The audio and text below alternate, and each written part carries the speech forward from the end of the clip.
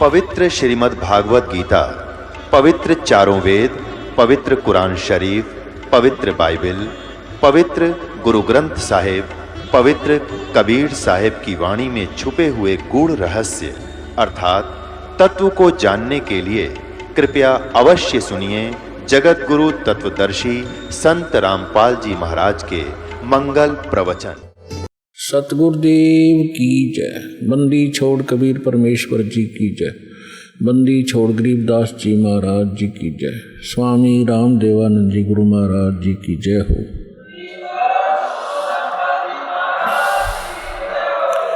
गरीब नमो नमो सतपुरुष को नमस्कार गुरु के नहीं, सुर नर मुनि जन साधुआं संतों सर्वस्वी नहीं। सतगुरु साहेब संत सब डंडो तुम प्रणाम, आगे पीछे मत हुए तिनको जा कुर्बान। नराकार निर्विषम काल जाल भयभंजनम निर्लेपम निज निर्गुणम अकल अनुबेशुंडनम। सोहम सुरति समाप्तम सकल समाना निर्तलय उज्ज्वल हिरंबर हरदमम बेपरवा अथा है वार पार निमद्यतम। गरीब जो सुमर सिद्ध होई, गणनायक गलता ना करो अनुग्रह सोई, पारस पद परवाना। आदि गणेश मनाऊं गणनायक देवन देवा, चरण कमल लोलाऊं आदंत करूं सेवा। परम शक्ति संगीतम रिद्धि सिद्धि दाता सोई, अवगत गुण अतीतम सत्य पुरुष निर्वोही। जगदम्बा जगदीशम मंगल रूप मुरारी, तन मन अर्पों शेषम भक्ति मुक्ति भंडारी। सुर नर मुनि जन ध्यावे ब्रह्मा विष्णु महेशा, शेष सहस मुख गावे पूजय आद गणेशा। इंद्र कुबेर सरीखा वरुण धर्म राय ध्यावे, समर्थ जीवन जी का मन इच्छा फल पावे। 33 कोटि अधारा ध्यावे 88, उतरे बहुदल पारा कट है यम की फांसी। 33 कोटि अधारा ध्यावे 88, उतरे बहुदल पारा कट है यम की फांसी। गरीब कर जोरूं विनती करूं दोरों चरण पर शीश। गुरु जी राम देवानंद जी महाराज ने दियो नाम बख्शीश।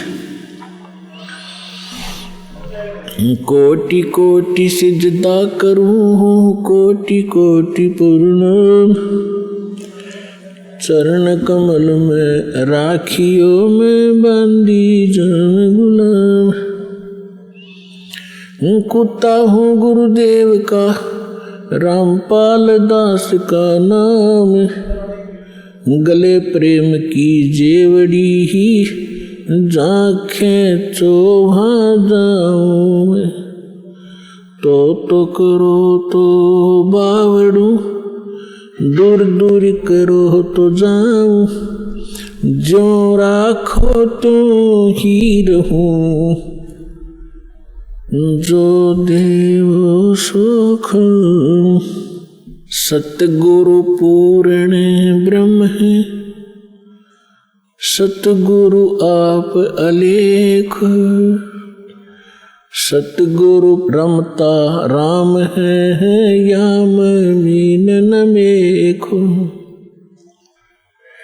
गुरु बिन माला फेरते, गुरु बिन देते दान। गुरु बिन दोनों निष्फल है, चाहे पूछो वेद पुराण। जय इब कै सतगुरु मिले, सब दुख आँखों रोए। चरणों ऊपर शीश धरूं, कहूँ जो कहनी हो। कबीर साईं मिल लेंगे, पूछेंगे कुशलोत। आदि अंत की सब कहूँ, अपने दिल की बात। गुरु जी तुम ना भूलियो, चाहे लाख लोग मिल जाए, हम जैसे तुमको बहुत हैं, तुमसे हमको नहीं। परम पिता परमात्मा पूर्ण ब्रह्म सर्वसृष्टि रचनहार कबीर देव कबीर साहेब कबीर परमेश्वर जी की असीम रजा से आप सभी पुण्यात्माएं परमात्मा की महिमा श्रवण करने के लिए उपस्थित हुए। जिस प्राणी के युगों युगों के शुभ संस्कार वितरित हो जाते हैं उनको मानव शरीर प्राप्त होता है। उससे भी शुभ संस्कारी वो हंस आत्माएं हैं जिनको सतगुरु मिलते हैं, सत्संग श्रवण करने का अवसर प्राप्त होता है।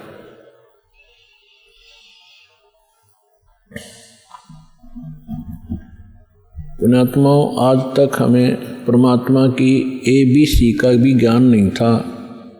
हम कह भी अध्यात्म मार्ग का नहीं जान पाए, चाहे हम अपने आप को कितने ही विद्वान मानते रहे, चाहे हमने वेदों को कंठस्थ याद भी कर लिया, श्रीमद् भगवद गीता के सभी श्लोक भी हमने रट रखे थे, क्योंकि इसके विषय में परमेश्वर स्वयं आकर ही बताते हैं, गुरु बिन काहू न पाया ज्ञाना, जो थोथा भूस छड़े मूड किसाना, गुरु बिन वेद पढ़े जो प्राणी, समझ न सारे रहे अज्ञानी। होय होय।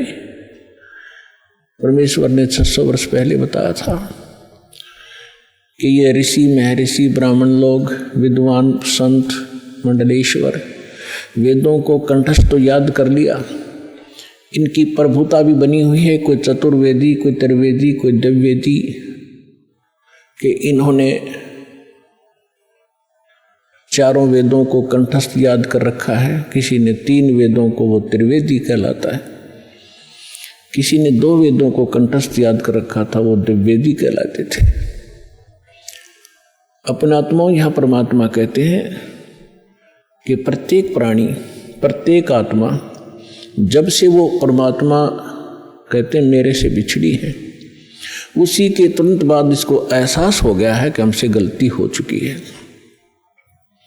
और हमारी कोई अनमोल वस्तु हमसे छीनी जा चुकी है और उसके बगैर हम रह नहीं सकते, उसके बगैर हम सुखी नहीं हो सकते, उसको अब हम परमात्मा कहते हैं। तो जिस कारण से इस आत्मा ने उस वस्तु को पाने के लिए एक भरसक प्रयत्न किया और अभी तक वो सशक्त प्रयत्न जारी है। उसके लिए उन्होंने जंगलों में जाना, राज त्याग देना भी उचित समझा। शरीर नष्ट हो जाए, गल जाए, तपस्या कर करके उन्होंने भगवान पाना ही चाहा पर नहीं मिला। उन्होंने चारों वेदों को कंठस्थ याद कर लिया, पढ़ने लगे थे परमात्मा को खोजने के लिए, फिर वो याद हो गए, क्योंकि पहले शांत स्वभाव के लोग होते थे, वर्तमान की हाहाकार नहीं थी, बार बार के रिपीटेशन से, आवर्ती से ये कंठस्थ हो जाते हैं। तो उन्होंने चारों वेदों को याद कर लिया और कोई भी कहीं बोलता तो वो तुरंत उसके अध्याय और मंत्र को तुरंत सुना देता, जिस कारण से वो प्रभुता प्राप्त हो गए। और जब प्राणी को प्रभुता प्राप्त हो जाती है, परमात्मा से कोसों दूर हो जाता है, क्योंकि जीव साहब नहीं हो सकता, परमात्मा ही साहब है। अब आप देखते हो हम कितने अज्ञानी हो गए। हम छोटी सी पोस्ट प्राप्त कर लेते हैं, यदि हम कोई सीधा नाम पुकारता है तो हमें दुख होता था, और हमें साहब बोलता तो हम प्रसन्न होते थे, छाती फूल जाती है। इस ज्ञान से पता चलेगा कि साहब क्या है और जीव क्या है। तो कहने का भाव यह है कि वो वेदों के कंठस्थ करने वाले इतने प्रभु बन गए, उनको ब्राह्मण कहने लगे। ब्राह्मण का अर्थ होता ब्राह्मण सोए जिन ब्रह्म पहचाना। ब्राह्मण सोए जो ब्रह्म पहचाने, ब्रह्म माने भगवान, परमात्मा को पहचाने अपने आत्माओं। यहाँ क्योंकि ये दातम मार्ग है, पहली कक्षा के बालक भी आते हैं, तो ब्रह्म का अर्थ ये ना समझ लेना कि निरंजन ज्योति काल है, नहीं। ब्रह्म का अर्थ वैसे प्रभु होता है, भगवान होता है, राम कहो, साब कहो, ब्रह्म कहो। लेकिन जैसे हम पूर्ण परमात्मा कहते हैं, पूर्ण ब्रह्म कहते हैं, इसका मतलब कोई इनकम्प्लीट ब्रह्म भी है, लेकिन ब्रह्म शब्द पर्याप्त है परमात्मा के लिए। लेकिन यहां ये नकली प्रभु घने हो गए, तो इसलिए प्रभु की पहचान जिसने कर ली, ब्रह्म की पहचान जिसने कर ली, वो ब्राह्मण कहलाता है। दास अपने प्रवचनों में बहुत बार पंडितों ब्राह्मणों के विषय में उनकी मूर्खता अज्ञानता सुनाता है, तो उसमें ये ना समझें कि दास एक ब्राह्मण वर्ण को कह रहा है। ब्राह्मण वर्ण अलग वस्तु है। जैसे एक वैद्य था और वो बहुत अच्छा वैद्य था, नाड़ी पकड़कर तुरंत बता देता था अमुक रोग है, औषधि भी उसके पास कारगर थी, सुप्रसिद्ध हुआ। उसकी एक दो पीढ़ी उसके द्वारा बताई औषधि और उस विधि से वो उपचार करते रहे, वो भी वैद्य कहलाए। लेकिन आगे चल के वो लाखों की संख्या बन गई उनके वंशजों की, और वो वैद्य नहीं है, फिर भी उनका सरनेम वैद्य बन गया। अब कोई कुछ कार्य करता है, कोई कुछ कार्य करता है, वो भी अपने पीछे लगाता है रमेश वैद्य, और काम क्या है उसका, परचून की दुकान। जानता नहीं पेट के दर्द की दवाई औषधि, और लिखता है रमेश वैद्य, तो वो वैद्य नहीं है। और यदि कहीं किसी वैद्य की मूर्खता बताई जाती है कि रोग ये और दवाई ये दे रहा है, ये खाक वैद्य है, तो उस वैद्य को दुख नहीं होता जो परचून की दुकान किए हुए। इसी प्रकार ब्राह्मण की विषय में जानना, मेरे पूज्य गुरुदेव जी ब्राह्मण वर्ण में जन्मे थे, लेकिन वो अपने आप को ब्राह्मण नहीं कहते थे, पंडित नहीं कहते थे। पंडित ब्राह्मण की दूसरा पर्यायवाची पंडित भी कहलाता है। पंडित का भी यही अर्थ होता है। वो ब्राह्मण नहीं कहलाते थे जो हमने अपने परंपरागत समझ लिया है। हम किसको ब्राह्मण मानते हैं? जो श्राद्ध निकलवाता हो, पत्रे बाँच कर सुना दे, तेरा भी आपत्ति आनी है, ये ऐसे शर्त कर दे, ऐसे वैसे कर दे, ये ब्राह्मण कहलाते हैं। लेकिन यदि हम पंडित की परिभाषा समझना चाहें तो हमारे पूज्य गुरुदेव जी ब्राह्मण होते हुए अपने आप को ब्राह्मण नहीं कहते थे, वो संत कहलाते थे कि हमने पंडिताई कभी की नहीं, हम ब्राह्मण नहीं हैं। और मेरे दादा गुरु जी छावला गांव दिल्ली के अंदर, दिल्ली स्टेट में एक छावला गांव है नजफगढ़ के पास, वहाँ के वो जाट थे। और बचपन से ही वे हमारे जो चौथे दादा गुरुजी थे उनके संपर्क में आ गए। उन्होंने उसको काशी विद्यापीठ में पढ़ाया, अपने पास ही रखा, तो वो 4 विषय के आचार्य बन गए उस विद्या को पढ़कर। लेकिन उन्होंने पंडिताई की नहीं, फिर भी वो पंडित चिदानंद नाम से जाने जाते थे।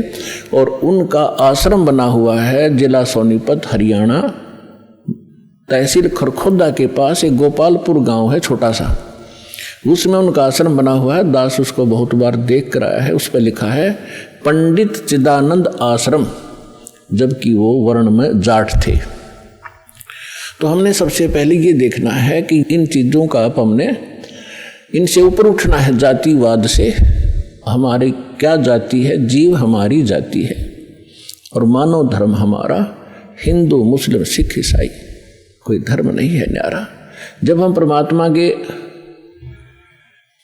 इस अध्यात्म ज्ञान से परिचित होंगे, फिर हमने कोई भी दूसरा सा नहीं दिखेगा, ना कोई मुसलमान दिखाई देगा, ना कोई ईसाई दिखेगा, ना हमें कोई हिंदू दिखेगा, ना कोई सिख दिखाई देगा। हम एक पिता की संतान हैं, हम परमात्मा के लिए ही विभाजित हुए हैं, परमात्मा के लिए अब हम एक होंगे। क्योंकि हमें ज्ञान हो जाएगा।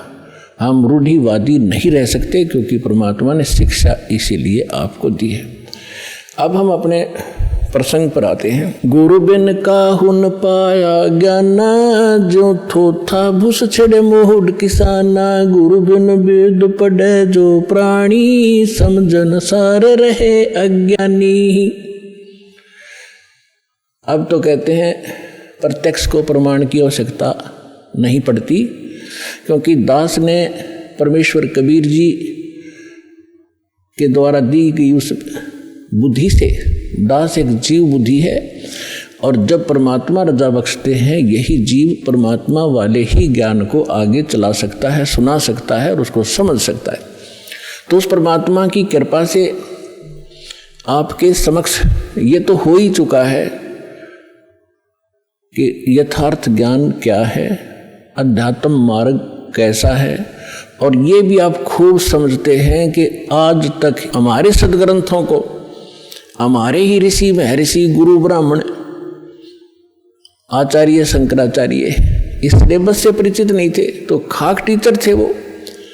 जीवन अपना नाश कराया, हमारे पूर्वजों का बट्ठा बैठा दिया, भूत बनवा दिए, फिर उनके श्राद्ध निकलवाने शुरू कर दिए।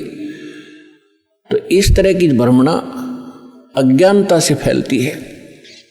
तो आज तक हमारे जितने भी ऋषि महर्षि हुए हैं, इवन ब्रह्मा विष्णु महेश, इनको कोई अध्यात्म ज्ञान नहीं था। पुण्यात्माओं, परमात्मा ने 600 वर्ष पहले कहा था ये ज्ञान, लेकिन उस समय हम शिक्षित नहीं थे। हमारे धर्मगुरु केवल संस्कृत भाषा पढ़ा करते थे और सदग्रंथ भी संस्कृत भाषा में थे, जिस कारण से हम अपने भगवान को ना पहचान सके, ना अध्यात्म ज्ञान को जान सके। और इन अज्ञानी ऋषि महर्षि आचार्यों शंकराचार्यों ने परमात्मा का विरोध करके जनता को भ्रमित किया कि अशिक्षित जुलाहा धानक, ये नीच जाति का, ये क्या जाने सदग्रंथों के विषय में, क्योंकि ये संस्कृत नहीं जानता। तो उस समय नकलियों की दाल खूब गल गई, लेकिन मालिक तो मालिक ही होता है, सहनशील भी होता है। वो जो उद्देश्य लेकर चलते हैं वो बीच में भड़बड़ाते नहीं। उसी समय धर्मदास नाम के एक महापुरुष परमात्मा की शरण में आए थे, जो हिंदू धर्म में जन्मे थे, और ये इन्हीं भगवानों की पूजा किया करते थे, जिसके विषय में परमात्मा कबीर जी कहा करते थे, तीन देव की जो करते भक्ति, उनकी कदे ना होवे मुक्ति। 600 वर्ष पहले चौराहे पर खड़ा होकर कहा करते परमात्मा, जहाँ ये ब्राह्मण कथा कर रहे होते थे, तो उस समय परमात्मा को बहुत मार पड़ा करती थी, पीटा करते थे, घसीटा करते थे। लेकिन परमात्मा सत्य है, उसके वचन सत्य हैं, उसका अस्तित्व सत्य है, वो झूठ ना कह सकता और ना ही वो झूठ होता है। तो तब धर्मदास नाम के एक महापुरुष बड़े विचलित हुए। अब जो प्रसंग चल रहा है हम उसी पर आते हैं। इस ज्ञान को बताने के लिए परमात्मा स्वयं आते हैं। परमात्मा की पहचान करने के लिए हमारे सदग्रंथ पर्याप्त हैं, जिनको आज तक हम शिरोधार्य माना करते थे। पवित्र चारों वेद, ऋग्वेद, यजुर्वेद, अथर्ववेद और सामवेद, इन चारों वेदों को हम सत्य मानते हैं, पूरा विश्व सत्य मानता है। विशेषकर हिंदू धर्म के नाम ये लिख दिए गए हैं कि हिंदुओं के ग्रंथ हैं, तो हिंदू तो इसको सत्य मानते ही मानते हैं। दूसरे श्रीमद् भगवत गीता, वेदों से भी प्रथम स्थान आज श्रीमद् भगवत गीता जी का है, क्योंकि ये एक छोटा ग्रंथ है और चारों वेदों का निष्कर्ष है, और उसके बाद 18 पुराण। तो हमारे जो धर्मगुरु अब लगभग 2,500-3 हजार वर्ष से जो हमारे धर्मगुरु रहे हैं, उन्होंने केवल पुराणों को ही महत्व दिया और साथ में श्रीमद् भगवत गीता को भी उन्होंने समांतर सम्मान दिया है, और इन्हीं के पठन पाठन से मोक्ष बताया है। और उन्होंने ये भी कहा है कि हम जो ज्ञान दे रहे हैं इन्हीं ग्रंथों के आधार से दे रहे हैं। तो पुण्यात्माओं, परमात्मा को पहचानना पड़ेगा, जब तक हमें ये विश्वास नहीं होगा कि ये सामने रखा एक चमकीला पत्थर वास्तव में हीरा है, लाल है, इसकी कीमत इतनी है, तब तक हम उसका दाम नहीं लगा सकते, उसका मूल्य चुका नहीं सकते, दे नहीं सकते, उसको ग्रहण कर ही नहीं सकते, क्योंकि वो कीमती इतना है। इसी प्रकार जब तक हम परमात्मा को नहीं पहचानेंगे और हमें दृढ़ विश्वास नहीं होगा कि सचमुच ये है भगवान, तो तब तक हम दृढ़ नहीं होंगे, उसकी कीमत दे नहीं सकेंगे, अर्थात हम उसको प्राप्त नहीं कर सकते। तो उसके लिए हमने सबसे पहले हमने ये जानना होगा, दृढ़ निश्चय करना होगा कि जिस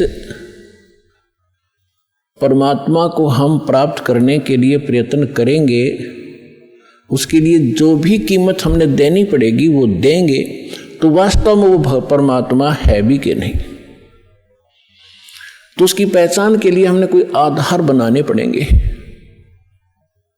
उसके लिए आधार क्या है? सर्वप्रथम हमारे सद्ग्रंथ। वैसे तो सर्वप्रथम हम मानते हैं प्रत्यक्ष दृष्टा को, लेकिन फिर भी हम अपने उस थ्योरी को हम नकारा नहीं कर सकते, जिसको आज तक श्रोधार्य मानते रहे और सत्य मानते रहे। तो हम पहले थ्योरी फिर प्रैक्टिकल दोनों से हम सिद्ध कर लेंगे कि सचमुच कौन है परमात्मा। तो इसके लिए हमने सबसे पहले अपने सद्ग्रंथों की थ्योरी को देखेंगे कि उनमें क्या लिखा है, और फिर प्रैक्टिकल। जब दोनों एक जैसा रिजल्ट देंगे तो ही इज गॉड, वो परमात्मा है। तो पुण्यात्मा, श्रीमद् भगवत गीता अध्याय नंबर 4 के श्लोक नंबर 32 में 32 में कहा है कि अर्जुन, मैंने अभी आपको अध्याय नंबर 4 के श्लोक नंबर 25 से लेकर 30 तक जिन साधकों और साधनाओं की जानकारी दी है, और वो साधक चाहे कोई देवी देवताओं को पूजता है, उसी को सत्य मानता है, पापनाशक जानता है, कोई स्वाध्याय करता है, कोई तीक्ष्ण अहिंसावादी व्रत ही करके मुंह पर पट्टी बांध के नंगे पैरों घूम कर अपनी साधना को सही मान रहा है। चौथे अध्याय के 32वें श्लोक में कहा है कि इन यज्ञों माने धार्मिक अनुष्ठानों की जानकारी ब्रह्मणे मुखे सच्चिदानंद घन ब्रह्म ने अपने मुख कमल से बोली है। पुण्यात्मा, दास ने एक शब्द बोला था, गुरु बिन काहुन पाया ज्ञान, जो थो था भूस छिड़े मूड किसाना, गुरु बिन वेद पढ़े जो प्राणी, समझन सार रहे अज्ञानी। श्रीमद् भगवत गीता चारों वेदों का निष्कर्ष है। चौथे अध्याय के 32वें श्लोक में यहाँ एक ब्रह्मणे मुखे शब्द है। इस ब्रह्मणे मुखे शब्द का हमारे अनुवादकर्ताओं ने, इस दास से पहले जो अनुवाद दास ने किया है गहरी नज़र गीता में एक पुस्तक बनाई है, यानी उसका अनुवाद समझो श्रीमद् भगवत गीता का अनुवाद है, उसका नाम लिखा है गहरी नज़र गीता में। इससे पहले जितने महापुरुषों के आप अनुवाद उठाकर देखोगे उसमें क्या लिख रखा है, वेद की वाणी में ब्रह्मणे मुखे का अर्थ किया है वेद की वाणी। और इन्हीं अनुवादकर्ताओं ने 17वें अध्याय के 23वें श्लोक में इसी ब्रह्मणे का अर्थ किया है सच्चिदानंद घन ब्रह्म। वो यथार्थ अनुवाद है, वो सही अर्थ है। यहाँ ये विचलित हो गए, तो ये विद्वान नहीं थे, इसलिए इन्होंने अनुवादों का अड़ंगा कर दिया। अपनी ओछी सोच से अर्थ भी अनर्थ कर दिए। ब्रह्म का अर्थ भगवान होता है, तो ब्रह्म का अर्थ कोई वेद करता है तो महामूर्ख है। वेद एक सिद्धांत है, संविधान है, भगवान की जानकारी देता है, उसके नियम बताता है। और ब्रह्म भगवान है। जैसे एक राजा है, राजा का संविधान है, वो उसके नियमों का, उसके अंदर उसके सारे नियम लिखे हुए हैं, कैसे एक प्रजा को रहना चाहिए, क्या अपराध है, कैसा ना करना चाहिए। और कहीं पर कोई राजा का अर्थ और संविधान लिख दे तो वो अर्थ ठीक नहीं कर रहा, अनर्थ कर रहा है। इसी प्रकार यहाँ ब्रह्मणे माने सच्चिदानंद घन ब्रह्म, और मुखे अपने मुख कमल से बोली गई वाणी में विस्तार से कहे हैं। सच्चिदानंद घन ब्रह्म ने अपने मुख कमल से बोली उस अमृतवाणी में उन धार्मिक युगों की जानकारी, अनुष्ठानों की जानकारी विस्तार के साथ कही है और उसको तत्व ज्ञान कहते हैं। और उसको जानने के बाद तो सभी कर्मों से मुक्त हो जाएगा। अब गीता ज्ञान दाता कौन है? ये ब्रह्म है। जैसे दास ने शब्द सबसे पहले ये बोला था कि ब्रह्म शब्द पर्याप्त है, लेकिन ब्रह्म का अर्थ भगवान कहो, साब कहो, राम कहो, तो ये सत्संग एक ऐसा जटिल समस्या बन गई, ये अध्यात्म मार्ग, कि दास यदि किसी पॉइंट को कच्चा छोड़ के आगे चलेगा तो प्रथम बार सुन रहा भक्त कुछ नहीं समझ पाएगा। इसलिए एक ये सामूहिक लेक्चर दिया जाता है आध्यात्मिक टीचर होने के नाते, तो उसमें ये ध्यान रखा जाता है कि शायद प्रथम कक्षा के बच्चे भी आए हैं जो पहली बार दीक्षा लेने आए, और किसी के वैसे कहने से वैसे भी श्रोता बन कराते। तो ये इसलिए यहाँ थोड़ा सा डिफाइन करेंगे। जैसे साहब कहो, ब्रह्म कहो, राम कहो, गॉड कहो, अल्लाह कहो, खुदा कहो, ईश कहो, ब्रह्म कहो। अब जैसे एक तहसीलदार भी साहब है, प्रभु है, स्वामी है अपने विभाग का। ऐसे ही आगे चले हम थोड़े शॉर्ट में बताऊंगा। जैसे डिप्टी कमिश्नर भी साहब है, मंत्री भी साहब है, मुख्यमंत्री भी साहब है। आप अंडरस्टूड, आपको खूब समझते हो आप कि ये साहब कितने सतर के हैं। और प्रधानमंत्री भी साहब कहलाते हैं और राष्ट्रपति जी भी साहब ही कहलाते हैं। तो इसे समझ लेना। तो ये इसलिए ब्रह्म, अब जैसे मुख्यमंत्री जी हैं, ये एक क्षेत्र के मालिक हैं, स्वामी हैं, ये पूर्ण स्वामी नहीं है, पूरे भारत के स्वामी नहीं है। इसी प्रकार यहाँ जो ब्रह्म शब्द है, ये ब्रह्म है 21 ब्रह्मांड का स्वामी। इसको ज्योत स्वरूपी निरंजन गीता अध्याय नंबर 4 के श्लोक नंबर 32 में स्वयं कहता, मैं काल हूँ, ये काल ही है। और काल भी स्वामी है। जैसे एक जेल का सुप्रिटेंडेंट, वो जेल का स्वामी है और सुप्रिटेंडेंट साहब भी है, ऐसे ही ये काल साहब है, 21 ब्रह्मांड का स्वामी है, या एक जेल है, ये जेल का सुप्रिटेंडेंट साहब है, ये समझ लो। तो ऐसी ऐसी इसने 21 जेल बना रखी है, एक ब्रह्मांड भी ये जेल है। तो ऐसे ये 21 ब्रह्मांड का साहब है, ये ब्रह्म है, लेकिन ये कंप्लीट ब्रह्म नहीं है, ये पूर्ण ब्रह्म नहीं है, इसलिए ब्रह्म शब्द बोला गया। तो यहाँ प्रत्येक इसके अंग को हमने समझने के लिए ऐसे करना पड़ेगा। तो इस ब्रह्म ने श्रीमद् भगवद गीता का ज्ञान श्री कृष्ण जी में प्रवेश करके, जैसे को प्रेत बोलती है किसी के अंदर, ऐसे बोला। ऐसे ही इस काल ने एक ब्रह्मा कुमारी पंथ चलाया अभी 100 वर्ष पहले लगभग, और उसमें एक प्रेत आता है, वो कहता अहम ब्रह्मास्मि, मैं ब्रह्मा हूँ। कभी कहता है अहम शिवोहम, मैं शिव हूँ। ये एक प्रेत का चलाया हुआ है, और वो प्रेत कभी ब्रह्मा की पदवी पर था। जैसे कोई गांव का प्रधान सरपंच रिटायर हो जाता है, उसको अगली बार नियुक्त नहीं किया जाता, तो लोग फिर भी उसको सरपंच साहब कहते हैं, प्रधान साहब बोलते हैं, जोरा जी रहा है। और वो भी कहीं मिलता है, कोई कहता भी कौन है, फलाना सरपंच हूँ, और जब वो सरपंच नहीं होता। तो ऐसे ही दास ने कबीर परमात्मा से प्राप्त उस ज्ञान को आगे बढ़ाया है, as it is, as a tape recorder. Das का इसमें इतना ही योगदान है कि दास को परमात्मा का जो अंतःकरण टेप रिकॉर्डर ठीक कर दिया उस परमेश्वर कबीर जी ने, और उसमें अपना ज्ञान भर दिया। दास बोल कर सुना रहा है रिकॉर्ड करके, इतना सा योगदान है। तो ऐसे दास बहुत बार बताता है आपको कि ये ब्रह्मा विष्णु महेश जो वर्तमान में यहाँ 3 लोक के एक एक विभाग के मिनिस्टर हैं, साहब हैं, इतने राम हैं, इतने भगवान हैं, ये इनकी भी मृत्यु होगी।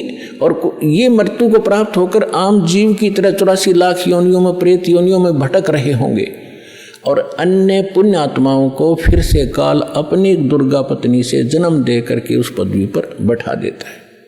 तो उनमें से ये पंथ चलाने वाला जो ब्रह्मास्मि में शिवोस्मि, तो ये वो भूत है जो कभी ब्रह्मा के पद पर रहा है, अब उसका अस्तित्व कुछ नहीं, वो रिटायर्ड सरपंच समझ लो, एक्स सरपंच, अब उसका कोई अस्तित्व नहीं। तो वो बोलकर उसने वो पंथ चला दिया। आज भी उसकी मुरली सुनकर, वो भूत की बात सुनकर एक बहुत बड़ा जनसमूह अपना जीवन नाश कर रहा है। दास का प्रयत्न किसी की निंदा करना नहीं, दास का प्रयत्न है कि सभी हम एक परमात्मा के बालक बच्चे हैं, बहन बेटी भाई। और उस काल ने ये जाल फैला रखा है कि मैं इतने पंथ चला दूंगा नकली कि कोई समझ नहीं सकेगा ओरिजिनल पंथ कौन सा है।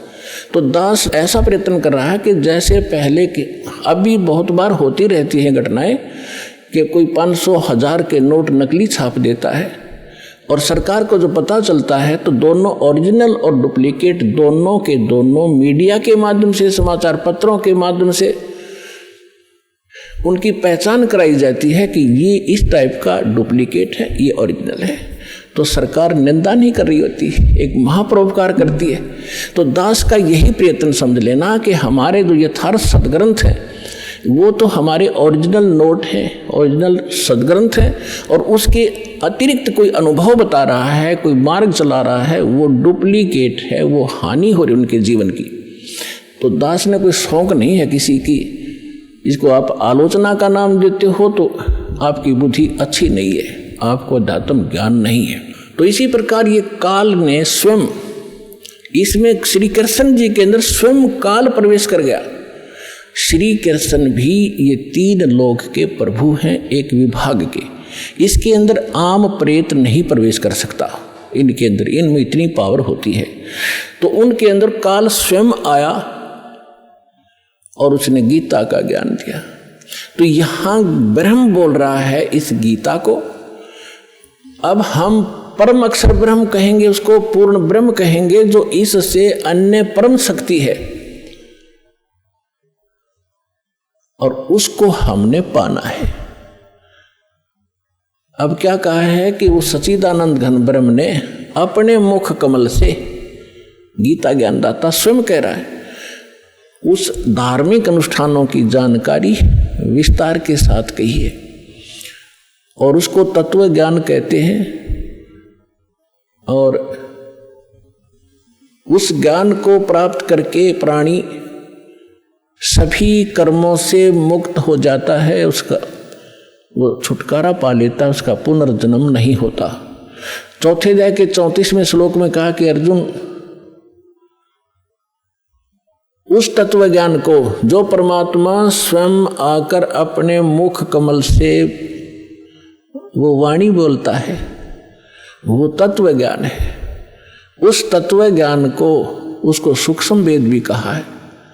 उस तत्व ज्ञान को तू तत्वदर्शी संतों के पास जाकर समझ, उनको दंडवत प्रणाम करने से, कपट छोड़कर सरलता पूर्वक प्रसन्न करने से वो तत्वदर्शी संत तुझे उस परमात्म तत्व का, अर्थात तत्व ज्ञान का उपदेश करेंगे। अब 15वें अध्याय के प्रथम मंत्र में उस तत्वदर्शी संत की पहचान भी बता दी है कि जो संत उल्टे लटके हुए संसार रूपी वृक्ष के, ये संसार रूपी वृक्ष है अर्जुन, ऊपर को जड़ है, वो तो पूर्ण परमात्मा है, पूर्ण ब्रह्म है, जिस तो सबका धारण पोषण करता है। 15वें अध्याय के 1 से लेकर 4 श्लोक में और 16-17 श्लोक में 3 पुरुष, 3 भगवान, 3 ब्रह्म स्पष्ट किए हैं। सरपुरुष कहो, सरब्रह्म कहो, ये तो काल है। सर माने नासवान, ये 21 ब्रह्मांड का स्वामी, ये सरब्रह्म है। और दूसरा अक्षर ब्रह्म, अक्षर पुरुष कहो, चाहे प्रभु कहो, स्वामी कहो, राम कहो, ब्रह्म कहो, ये 7 शंख ब्रह्मांड का स्वामी है। इसकी आयु बहुत लंबी है, लेकिन इसकी भी मृत्यु है, इसलिए इसको भी अक्षर पुरुष कहा है, ये चिरस्थायी है। और फिर तीसरे नंबर का जो परमात्मा है, परम अक्षर ब्रह्म कहलाता है, वो बताया उत्तम पुरुषत्व अन्य, जो 17वें श्लोक में कहा 15वें अध्याय के, उत्तम पुरुषत्व अन्य परमात्मा इति उदाहरता, ये लोग तरम अविश्य विवर्ती अवैश्वर है। वो परमात्मा इन दोनों से अन्य है जो 15वें अध्याय के 16वें श्लोक में सरपुरुष और अक्षर पुरुष कहे हैं। इनसे कोई अन्य है वो परमात्मा जो सबका धारण पोषण करता तीनों लोकों में प्रवेश करके। तो 15वें अध्याय के प्रथम श्लोक में बताया कि ऊपर को जड़ और नीचे को शाखा वाला ये उल्टा लटका हुआ संसार रूपी पीपल का वृक्ष समझो, एक फॉर एग्जाम्पल दिया है। और जो संत इसके सभी विभाग बता दे न्यारे न्यारे भिन्न भिन्न सवेदवित, वह वेद के तात्पर्य को जानने वाला है, वह वेद का ज्ञाता है, वो तत्वदर्शी संत है। तो पुण्यात्माओं 600 वर्ष पहले परमात्मा स्वयं आए थे, जैसा उनका विधान है कि वो स्वयं आकर अपने मुख कमल से उस तत्व ज्ञान का प्रचार करते हैं जो हमारे नकली धर्मगुरुओं ने, डुप्लीकेटों ने रिजेक्ट करके कूड़े की टोकरी में डाल रखा था, धानक जुलाहा कह के, उसकी वाणी झूठी कह के। आज दास को परमात्मा ने जोरी बनाया, उस लाल को परखा और उसको कूड़े की टोकरी से उठाकर आज सिद्ध कर दिया कि Kabir is God, Kabir is God, Kabir is complete God.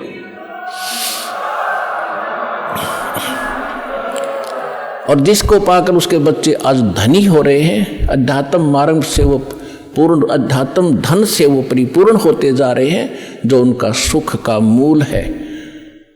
और शास्त्र विरुद्ध साधना दुख की मूल होती है, जो आज तक हम सभी करते रहे। अब जो प्रसंग चल रहा है उसी पर आते हैं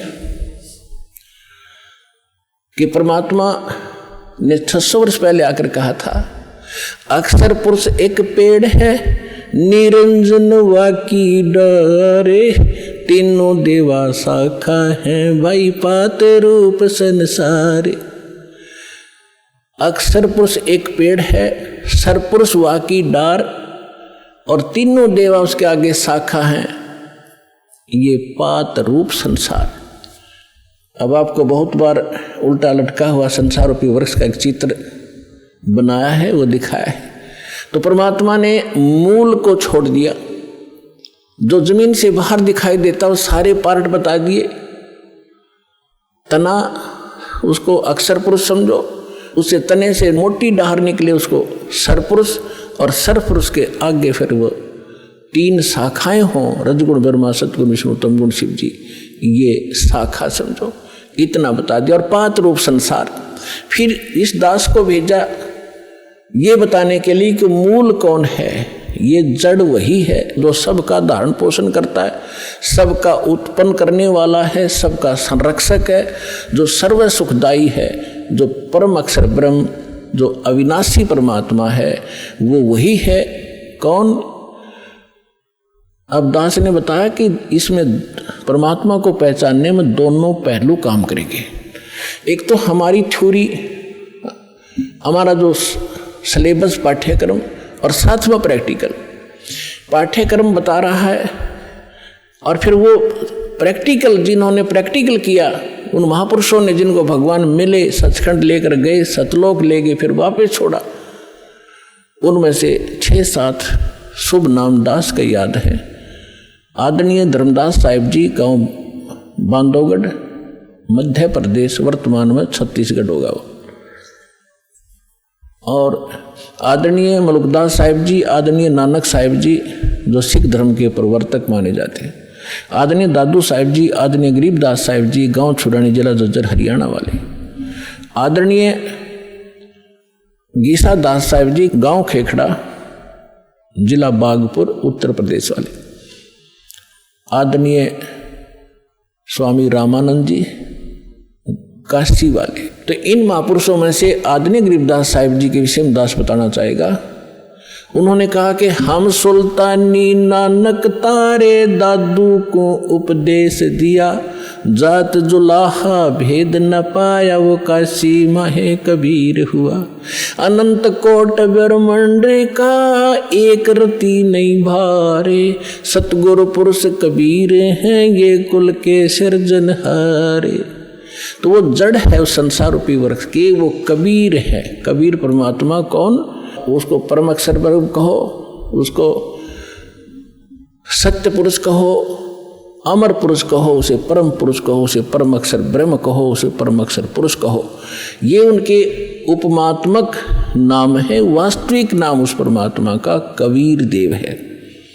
उसको अल्लाहु अकबर कहो, कबीर देव, कबीर साहब, अल्लाहु अकबर, कबीर भगवान, अल्लाह माने भगवान, अकबर अकबरी, अकबीर कबीर, ये कबीर को ही अपभ्रंश करके अकबर बोलते हैं। जैसे हम कबीरू बोल देते हैं, कबीरा बोला करते थे। जैसे गरीबदास जी को गांव वाले गरीबू कहा करते थे। तो ऐसे हम अपभ्रंश करके अपने नाम रख लेते हैं। उनका वास्तविक नाम है कबीर देव, अल्लाहु अकबर, अल्लाह कबीर, गॉड कबीर। अब जो प्रसंग चल रहा था उसी पर आते हैं कि वो परमात्मा स्वयं यहाँ आते हैं। अब इसमें दोनों पहलू साथ चलेंगे कि जिनको भगवान मिले उन्होंने प्रैक्टिकल किया, और जो हमारे सदग्रंथ आज तक हमें ज्ञान दे रहे थे, हमारे धर्मगुरु समझ नहीं सके, वो हमारा दुर्भाग्य और उनका भी दुर्भाग्य कहेंगे, क्योंकि वो उनकी बुद्धि काल के वश थी। अब हम सतगुरु शरण में आ गए तो हमारे ऊपर काल की जकड़ नहीं रही, इसलिए आप इस ज्ञान को समझ रहे हो। जिस दिन आपका नाम खंड हो जाएगा, यहाँ से कनेक्शन कट गया, परमात्मा का पंजा आपसे उठ जाएगा, आपको यही शब्द कड़वे लगने लग जाएंगे, और ये हमारे यहाँ भक्त भी आपको बुरे बुरे दिखाई देंगे, क्योंकि काल प्रवेश कर जाएगा, आपकी बुद्धि को भ्रष्ट कर देता है। आज तक ब्रह्मा विष्णु में इसकी गांठ बांध रखी, इसने चक्कर बांध रखा, समझने नहीं दिया। आपकी क्या औकात, आप इस मालिक की शरण से दूर होकर आप सुखी हो जाओगे। जून का महीना हो और एसी रूम से बाहर निकल कर कोई सुखी हो सकता? चाहे शराब पी कर चाहे निकले जा बाहर, गली में पड़ा रहो, बेशक वो कहा रहो शराब के नशे में मैं बहुत सुखी हूँ, अब सुखी हूँ, खाक सुखी है, रेत में पड़ा पसीने आए पड़े, झागा रहे मुख में।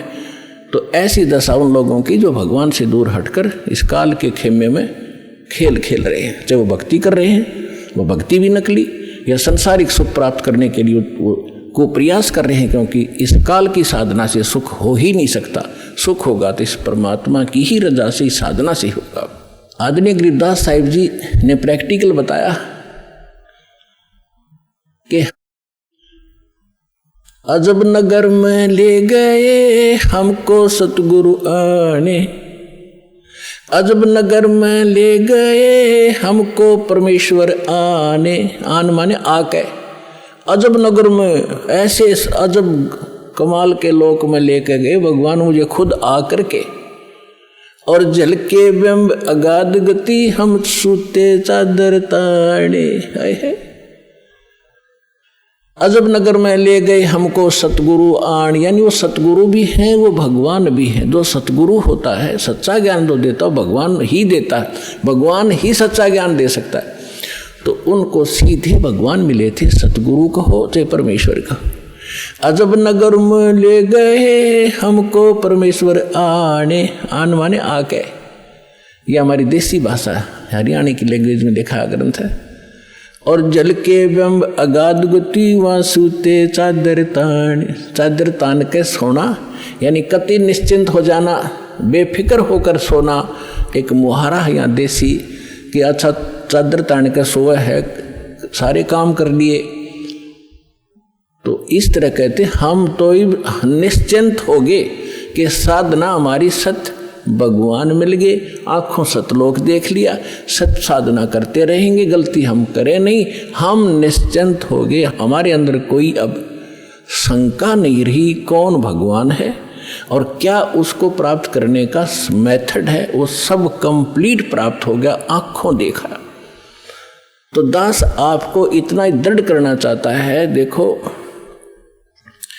माता पिता अपनी बिटिया का विवाह करते हैं तो वो जाकर लड़के वाले का घर भी देखते हैं, उसकी प्रॉपर्टी से भी परिचित होते हैं, अन्य थर्ड पर्सन से भी पूछते हैं।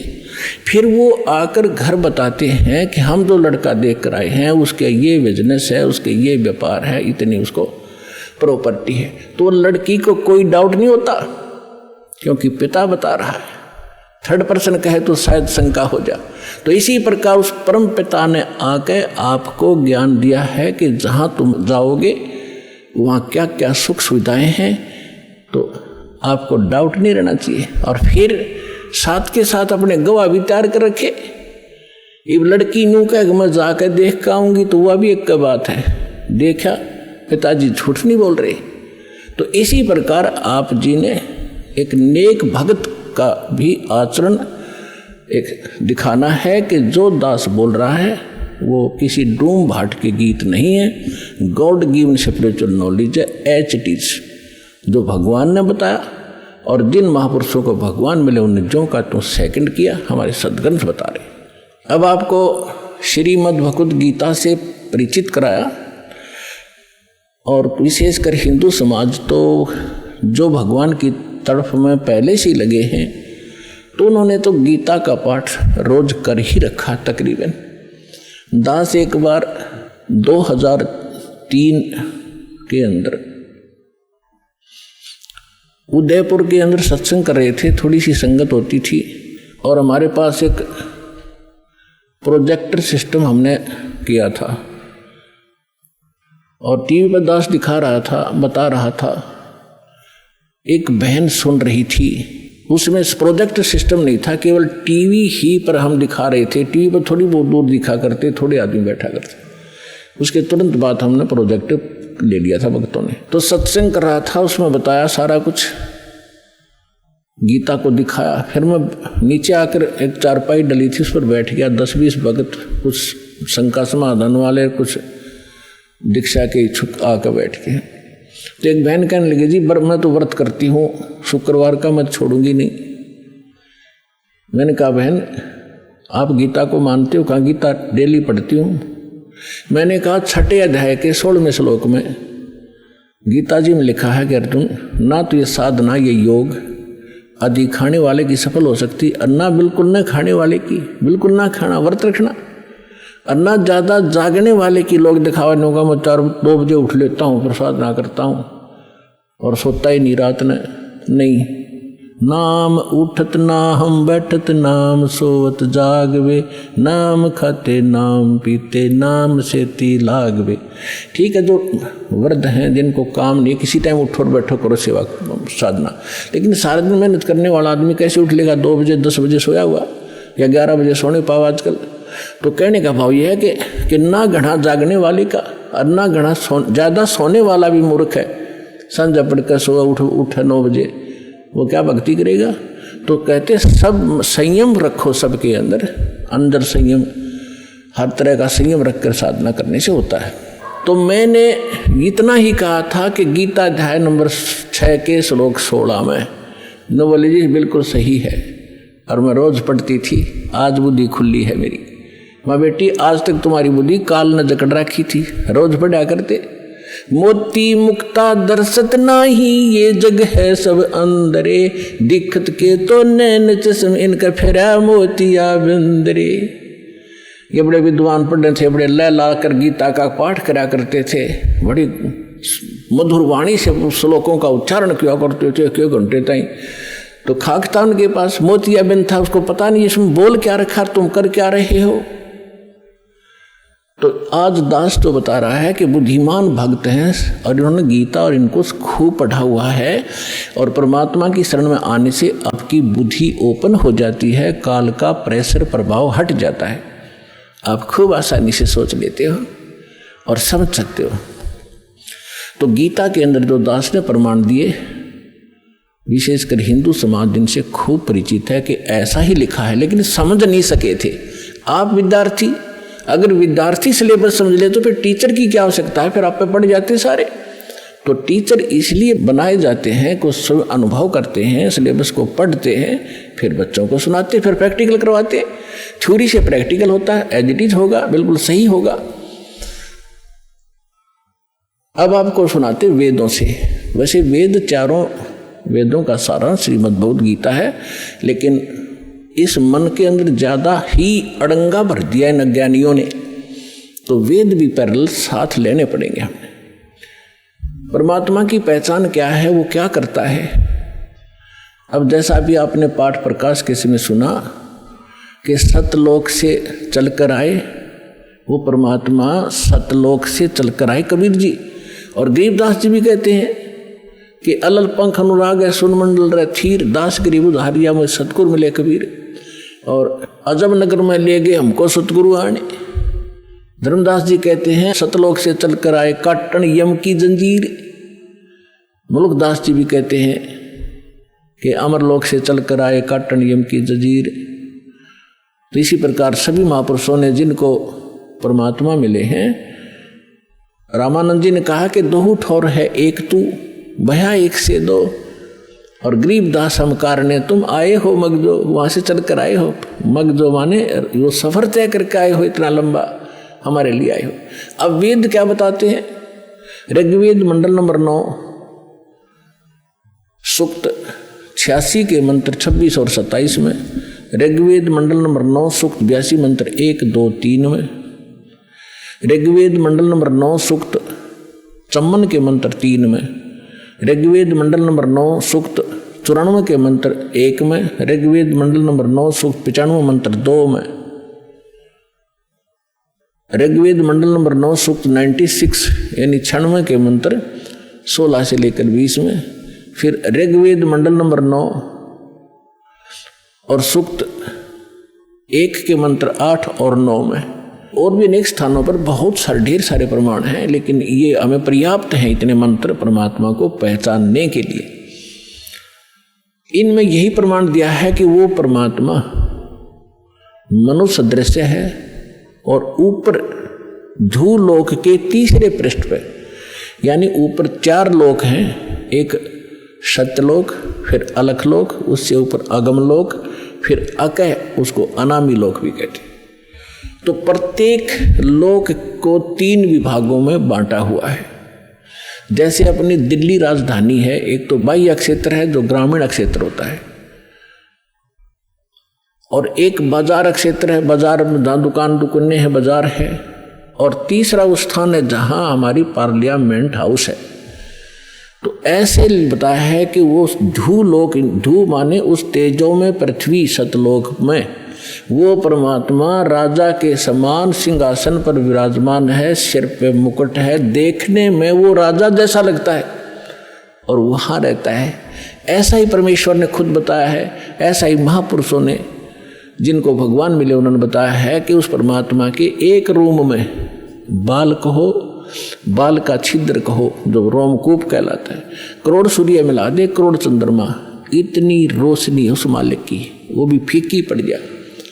और जब वो परमात्मा यहाँ आता है अपने रूप को सरल करके आता है। गरीबदास जी कहते हैं तेज पुंज अन्य दे धर के, हल्की तेज पुंज तन दे धर के, इस विध हमको भेंट ही, इसलिए इस तरह हमें आकर मिलते हो परमात्मा। ये वेद कह रहे कि वो परमात्मा अपने रूप को सरल करके अच्छी आत्माओं को मिलते हैं, नेक आत्माओं को जो दृढ़ भक्त होते हैं, जो उसके वचन का पालन करते हैं, अटल खड़े हो जाते हैं उसके वचन पर, उनको मिलते हैं। उनको किस उद्देश्य से मिलते हैं? ज्ञान देने के लिए।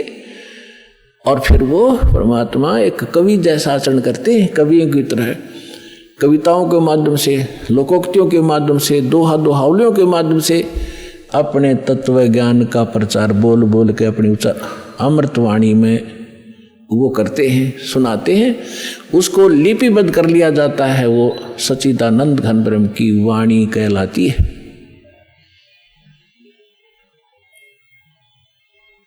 अब ये तो वेदों ने बताया, उसमें स्पष्ट बताया कि परमात्मा कबीर देव है, उसका नाम कबीर साहब है। कबीर देव माने परमेश्वर, भगवान, अल्लाह, खुदा, गॉड, साहब। अब यही परमात्मा उन अच्छी आत्माओं को मिलते हैं। तो परमात्मा ने यह बुद्धि दी जीव को, ये ऐसे इंटरनेट सिस्टम और ये media channels, projector, DVD, CD, mobile, chip, ये मेमोरी कार्ड बनाए दाता ने बनवाए। अब इसमें ठीक है, जो बकवाद करने वाले वो करते रहेंगे, बकवाद कर लेंगे, कितने दिन करेंगे। देखो पुण्यात्माओं, आज गाने सुनते हो आप, या फिल्म देखते हो टीवी पे या मोबाइल में, या बकवाद देखते हैं, सुनते हैं किसी चुटकुले वगैरह, घर में एक दुर्घटना घट जाए आप सुन के दिखाइए, उसने वो फिल्म का गाना सुन के दिखाइए फिर। तो ऐसे गंदे लोग में हम ये गाने सुने और सुनाएं, गाने गाएं, यहाँ तो रोना पीटना है सबका। और इसमें भगवान की भक्ति साथ लेकर और इस मालिक की आरती दिन रात करो, भगवान की भजन दिन रात करो। ठीक है, कोई दुर्घटना घट भी जाते मालिक की भजन नहीं छोड़े, आरती इसी तरह करता रहे, इसमें बिल्कुल बंद नहीं करे। क्योंकि दुख हल्का भगवान ही कर सकता है, उसको रोते रोते भी मालिक ने याद करे। तो कहने का भाव ये है कि इस गंदे लोक में हम भूल जाते हैं, किसी के घटना घट गई, हम एक औपचारिकता करने जाते हैं वहां पर। अगर वो हमारे आया था और हम नहीं गए तो वो दुख मानेगा। बस वहाँ थोड़ी सी देर बस पूछ लेते कैसे हुआ, क्या हुआ, बहुत बुरा हुआ, बाहर आते फिर वो सैर सपट्टे अपने जो के तोड़े थे। जिसके लागे सो तन जाने, और यह सब क्या लगेगी, किसी के पहले लग जाएगी, किसी के बाद में लगेगी। या तो कोई नहीं बचेगा इस मार से, काल के कोल्लू में सब पड़े हुए हैं। और एक दिन इसके पाठ के नीचे आपने आना पड़ेगा। परमात्मा कहते हैं चलती चक्की देख के और दिया कबीरा रो,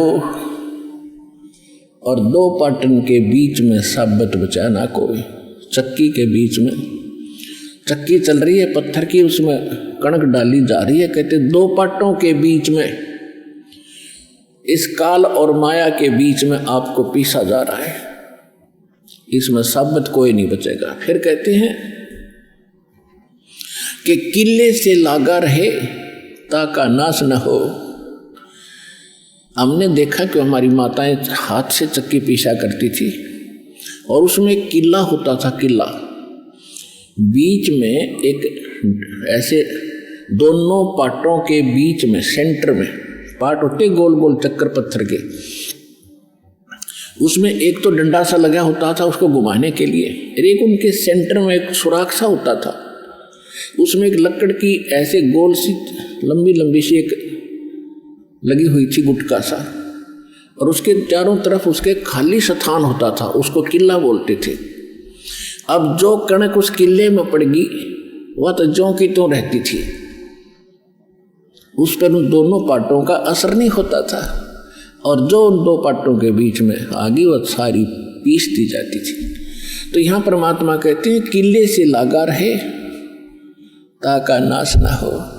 तो हम परमेश्वर कबीर जी के साथ लगेंगे। ये किला है इस काल के चक्की के बीच में, और जो परमात्मा के संपर्क में इसके निकट आ गया फिर काल के इस पत्थर यानी दोनों पाटों से बच गया। तो जो परमेश्वर कबीर जी की शरण में आप आ गए तो आप उस काल के कोल्लू से, उस चक्कर से यानी पिसने से बच जाओगे। तो प्रसंग चला था कि हम परमात्मा कहते हैं झूठे सुख को सुख कह ये मान रहा मनोध, ये सकल चबी ना काल का कुछ मुख में कुछ क्रोध। तो परमात्मा ने ये आग पहले नहीं लगने दी शिक्षा की, और कितना प्यार, कितनी आधीन्य, कितनी विनम्रता। और जितने हम विनम्र होंगे, अधीन होंगे, अहंकार रहित होंगे, उतना भगवान हमारे निकट आओगा।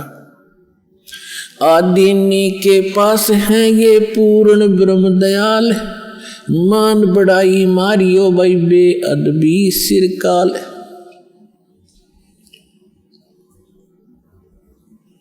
अब जितने हम विनम्र रहेंगे परमात्मा उतना ही साथ देगा। हम अहंकार प्रयोग करेंगे भगवान को सौ दूर चला जाएगा। तो इस प्रकार हमने परमात्मा से लाभ लेने के वो सभी फार्मूले अपनाने पड़ेंगे जिससे हम परमात्मा का पूर्ण लाभ प्राप्त कर सकें। अब जो प्रसंग चला था कि इस 21 ब्रह्मांड में परमात्मा कहते हैं हमने कोई सुखी प्राणी नहीं देखा। कहते हैं घाटे बाद सब जग दुखिया। जिसको घाटा माने हानि होगी, लॉस हो गया बिजनेस में, या कोई खेती हानि होगी, फसल नष्ट होगी, वो तो आप दुखी। और जिसने लाभ हो गया वो और घना दुखी। लाभ होते ही मान ले किसी ने 5 लाख रुपए का बेनिफिट हो गया, वो युग काल इतना जबरदस्त उसको भ्रमित करता है, वो 20 लाख रुपए का कोई काम शुरू करेगा, कितने तो लोन वगैरह लेकर 5 तो वो लाओगा और 15 और लेगा, कितने तो उधार लोन ब्याज पे, और वो बिजनेस हो जाएगा फेल। वो 20-5 तो वो गए, 15 और उधार वो आगर मांगनी है पीछे पीछे काटे चक्कर। फिर तो कहने का भाव ये है, इन बकवादों को छोड़कर भक्ति विधि अपना के अपना पीछा छुड़वा लो। इतनी सी बात है, परमात्मा 120 वर्ष तो पहले कह के चले गए। अब वो एक अपना एफिडेविट छोड़ गए, अपनी वाणी छोड़ गए भगवान विधान बना के। आज ये दास 20 वर्ष से ये दास लग रहा है इसी को समझाने और बताने के लिए।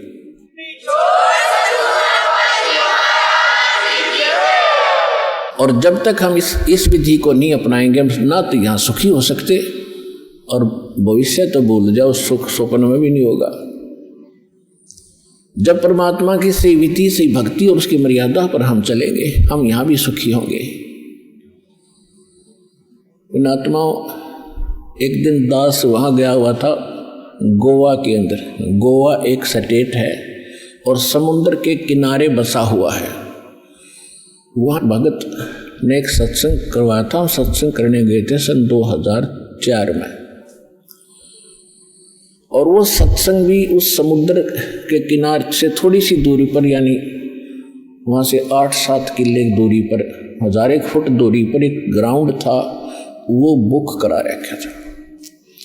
सत्संग समाप्त करने के बाद शाम को टहलने के लिए चले गए और सुबह भी फिर उधर ही घूमने जाते थे। तो क्या देखा, वहाँ पर ये फॉरेनर, विदेशी लोग अपने परिवार सहित उस समुद्र के किनारे रेत के अंदर लौट रहे हैं और रेत को लगा रहे हैं। और वो बता रहे थे कि ये कह रहे, अंग्रेजी में बोल रहे थे, कहा बड़ा आनंद आ रहा है, यहाँ पूरी शांति मिलती है। और फिर उनके बारे में ये भी बताया गया कि ये वहाँ अरबपति हैं, अरबपति। इनकी बहुत बड़ी इंडस्ट्री चलती है, इनके बड़े बड़े महल हैं, बड़ी बड़ी कार हैं, 1-1 करोड़ की कार है इनके पास।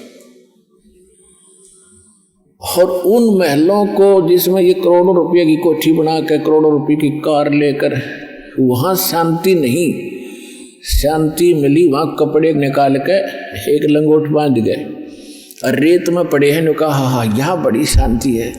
इन कोठिया ने शर्मा मारोगे जहाँ शांति नहीं, चाट लो कोठिया ने जहाँ शांति नहीं।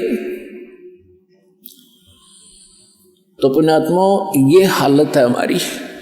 शांति तो है बिल्कुल निश्चिंत हो करके और हल्का बन के, कार कोठी और माया में कभी सपने में भी शांति नहीं होगी।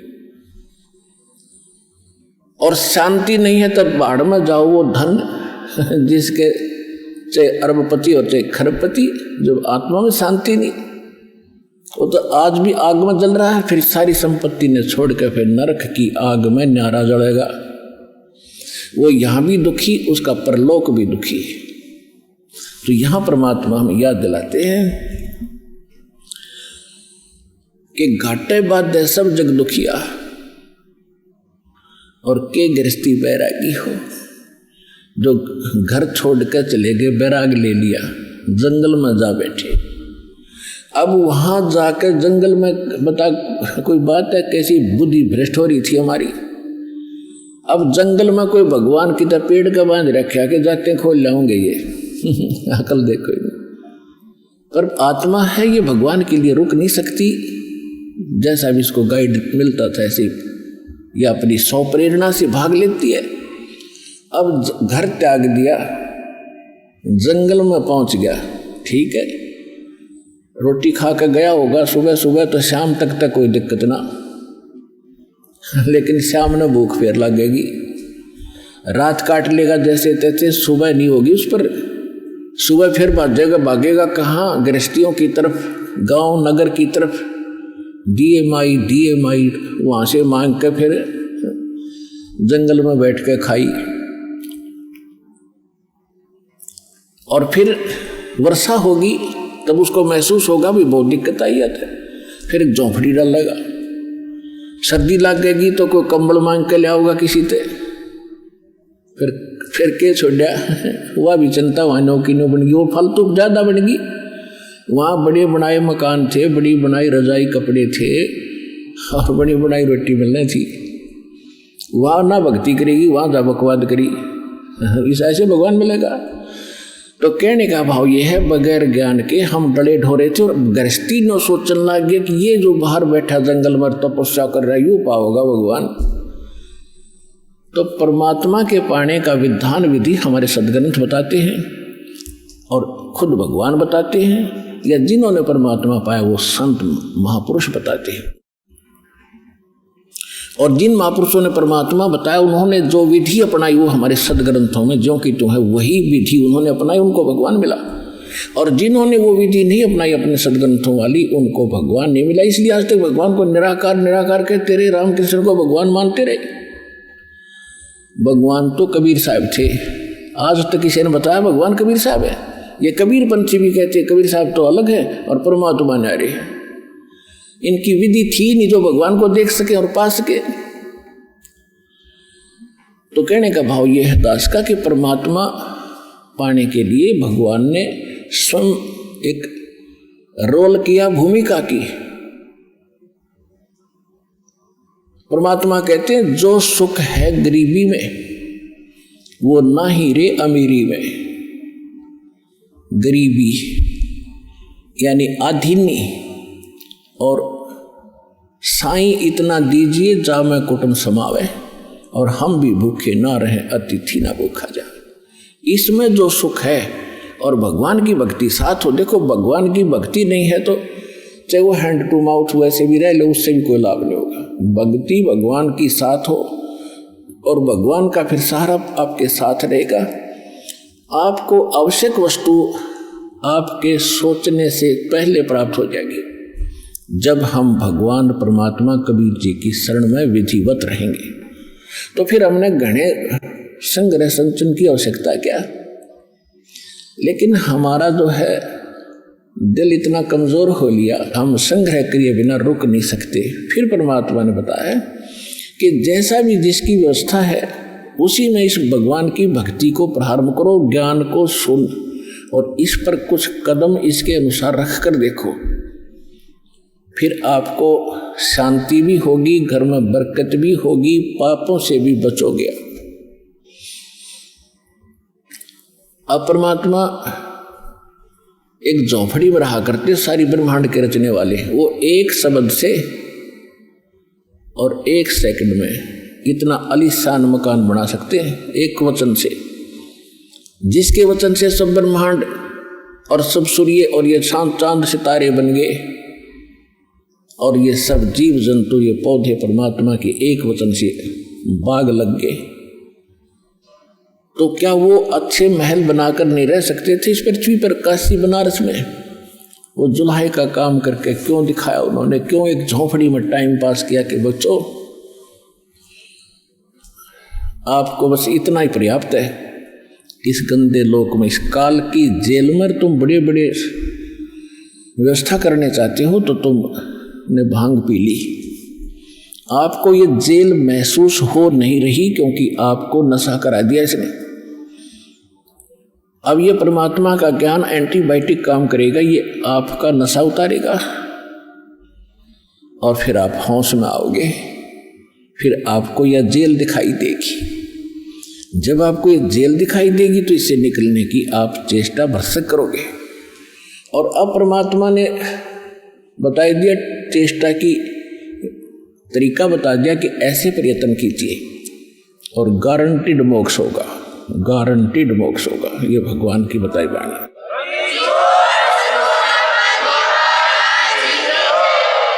एक लाला जी था सेठ धनी, उसने अपने मुनीमों से एक दिन अपनी टोटल संपत्ति का सारी संपत्ति का टोटल करवाया कि कितनी संपत्ति होगी। उन्होंने बताया जी इतनी होगी, मेरी कितनी पीढ़ी इससे निर्वाह कर सकती है। उन्होंने बताया कि जी आपकी 5 पीढ़ी तो बैठा खा सकती है, इतनी संपत्ति आपके पास, धन है। अरे भले आदमियों, फिर छठी क्या खाएगी? वो छठी क्या खाएगी? और कुछ विधि बताओ। तो उन्होंने कहा जी साधु संत बताते हैं, उनके सत्संग सुनने चाहिए। तो सत्संग में बताया गया कि भाई दान करे, जब धन चाहे तो दान करे, और दान से धन घना मिलता है। और दान में जैसे साधु संत भक्तों को जो दान करा जा वो ज़्यादा लाभ देता है। जैसे यहाँ तो सारे साधु संत आते हैं, भगत, असली भगत तो यहाँ आते हैं। फिर भी जो भी जैसा मालिक के नाम पर कहीं के जंगलों में झोपड़ियों में बैठे थे साधु भक्त, तो पिछले संस्कारी होते, पिछलेपन उनको प्रेरित करते हैं, तो वो कहीं ना कहीं बैठ कर राम राम करते ही रहते हैं। लेकिन भविष्य का चार्जर उनके पास है नहीं, पिछलेपनों उनके पास है, जिस कारण से प्रेरित होकर के इतना बड़ा फैसला लिया, जंगल में बैठे या कहीं भी कोई साधना कर रहे हैं। तो उनके पिछले पुण्य ही वहाँ फल रहे होते हैं। एक आधे को आशीर्वाद दे दे, उन्हें लाभ हो जाए, उसको रोटी मिल जाए, ऐसा चल रहा था इनका काम। तो एक साधु था और पति पत्नी थे, दोनों वहाँ रहते थे। उनको मालूम था यहाँ भगत हैं। तो उस लाला जी ने क्या किया, सेठ ने सभी मुंशियों को कहा कि नौकरों को साथ लो और आसपास जितने भी साधु संत हैं सबको आटा दे आओ, किसी को जो मांगे खांड दावल चाल सब ले जाओ और दे के आओ। अब देते हुए आ रहे थे, उस भगत के यहाँ आए। उन्होंने कहा कि ले भगत जी, हमारे लाला जी ने आपके लिए एक सीधा भेजा है, यानी आटा चावल खांड नमक आदि दाल आप ले लो। उसने अपनी पत्नी से कहा कि देखना कितना सामान अपने पास है। उसने कहा जी शाम का है, दिन में गई थी, शाम का हमारे पास है। शाम का है? कहाँ जी? उन्होंने कह दिया भी हम नहीं लेते, हमारे पास शाम का सामान है। तो उस कहने लगे रे भगत फिर कल भी खा लियो। बोला कल की कल देखी जाएगी, अब नहीं ले हम। बोले कमाल की बात है। उन्होंने नहीं लिया तो वापस लेकर आ गए। वो सेठ ने पूछा तुम दे के क्यों नहीं आए? वो एक और वहाँ भी था, उसने गिन रखे थे, सारे गिनवा रखे थे। उसने कहा जी उन्होंने ये नहीं लिया। क्यों नहीं लिया? उसने ये कहा कि शाम का तो है, सुबह का भगवान और देगा, आप देगा, हम टेंशन नहीं लिया करते। अब उस लाला जी का सिकरो घूमया फिर दिमाग का, अरे तेरा गजब हुई हो, मैं तो छठी पीढ़ी का ठेका ले रहा हूँ, सुबह की भी परमात्मा पे छोड़ दी। वहाँ से चलकर वहाँ आया, उसने पूछा कि भाई आप ऐसा निर्णय क्यों ले रहे हो, भूखे मरोगे? भूखे, वो कहने लगे भूखे मरा करें, वो तो भगवान पर विश्वास नहीं करते और हमें भगवान आगे से आगे देता। उसने क्योंकि ज्ञान सुन रखा था, लाला जी को बैठा लिया। कहते माँ के पेट में जब आप थे किसने चिंता थी तेरी? तो हाँ क्या तो बात सही है। जब आप माँ के गर्भ से बाहर आए, आपका दांत नहीं थे, आप रोटी चावल आटा नहीं खा सकते थे, और उससे पहले आपकी माँ के सतन में दूध भी नहीं था, हक नहीं था। बाहर आते ही बालक कितना चिंतित है, आपको अमृत दूध पिलाया। अरे तू ठेकेदार हो रहा छठी पीढ़ी का, तेरी बुद्धि भ्रष्ट होगी लाला जी। और गधे की योनि में जागा तू। तेने बोला जी के करूँ मैं, तो मेरे गया के करूँ, कोड इकट्ठा कर लिया तने, पाप का भागी तू होकर खाएंगी तेरी पीढ़ी। वो अपनी किस्मत साथ लेकर आएंगी, तेरे भरोसे नहीं है। अब क्या करूँ मैं, तो मेरे गया में बोला इसने बांट दे, धर्म कर दे, तेरी जान बचेगी। तब उस लाला जी ने वो भंडारा शुरू किया, धन भी नहीं बचेगा तेरा। तो कहने का भाव यह है पुण्यात्माओं, हम तो बहुत लंबा चौड़ा हिसाब लाए बैठे हैं, एक पल का भरोसा नहीं। देखो अंत में आपने इस स्थिति में आना पड़ेगा, और जिस स्पीड पर आप चले इसका कोई अंत नहीं। आज किसी के पास एक प्लाट है और थोड़ा सा जुगाड़ होते तो सोचे एक और लूँ, और फिर और जुगाड़ हो गया तो एक और लूँ, वहाँ थोड़ा सा ठीक मिल रहा है, रेट ज़्यादा होने वाले हैं, वहाँ भी दाव लग गया तो 30 चौथा और दूसरे शहर में ले लूँ, इतने मृत्यु हो जाएगी, और फिर कुत्ता बने कहाँ घूमया करेगा, सैर सपाटे करता। यह बात आपने याद रखनी पड़ेगी, या 101% सत्य है। अब जो आपको दास ने परमात्मा की वाणी सुनाई थी कि सुरपति दुखिया भूपति दुखिया रंग दुखी बपरीति हो।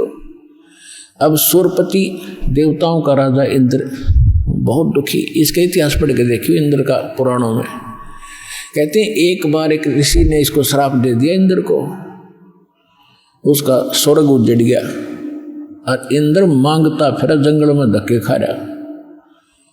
और फिर कभी देखते हो राक्षसों ने चढ़ाई कर दी, देवताओं का राक्षसों का लठबाज रहा है, झगड़ा हो रहा है, और मृत्यु के बाद फिर इंद्र गधा बनता गधा। तो यहाँ कहते हैं सुरपति दुखिया भूपति, सारी पृथ्वी का राजा भी दुखी, और रंग दुखी बपरीति हो। निर्धन तो स्वाभाविक दुखी, उस पर सारी आपदाएं आती ही हैं जब तक वो भगवान की शरण में नहीं आता। जब वो परमात्मा की पावर से जुड़ जाता फिर रंग हो और चाहे राजा हो, परमात्मा तो उनको सब अपने हिसाब से डील करेगा। फिर परमात्मा कहते हैं कहे कबीर और सब दुखिया एक संत सुखी मन जीती हो। अब आपने मन जीतना पड़ेगा, आपने मन जीती बनना पड़ेगा। कैसे? जैसे एक रंका और बंका नाम के दो पति पत्नी भगत थे और परमात्मा आए हुए थे। परमात्मा क्या करते हैं, आपको वेदों से भी प्रमाणित किया है कि जब चाहे कहीं पर भी एक साधु संत रूप बनाकर वो कुछ समय उस क्षेत्र में रहा करते, क्योंकि वहाँ उनकी कुछ पुण्य आत्माएं होती थी, उनको फिर से चार्ज करते थे, ज्ञान सुनाते थे, माया से हटाते थे और भक्ति में जोड़ कर उनके पुण्य कर्म बना के वहाँ से अंतर्ध्यान हो जाते थे। और उसी समय नामदेव जी महाराष्ट्र के अंदर नामदेव जी छिप्पी जाति में ये भी प्रकट थे। ये पहले ओम नाम का जाप करते थे। ये पिछले जन्म के पुण्यकर्मी प्राणी ही होते हैं जिनमें बचपन से ही परमात्मा की तड़प होती है। तो ओम नाम का जाप करते थे ओनली, और उस समय भी उन्होंने काफी चमत्कार दिखा दिए थे। लेकिन फिर परमात्मा आए और उस प्यारी आत्मा को समझा कि इस ओम से ऊपर एक और मंत्र है।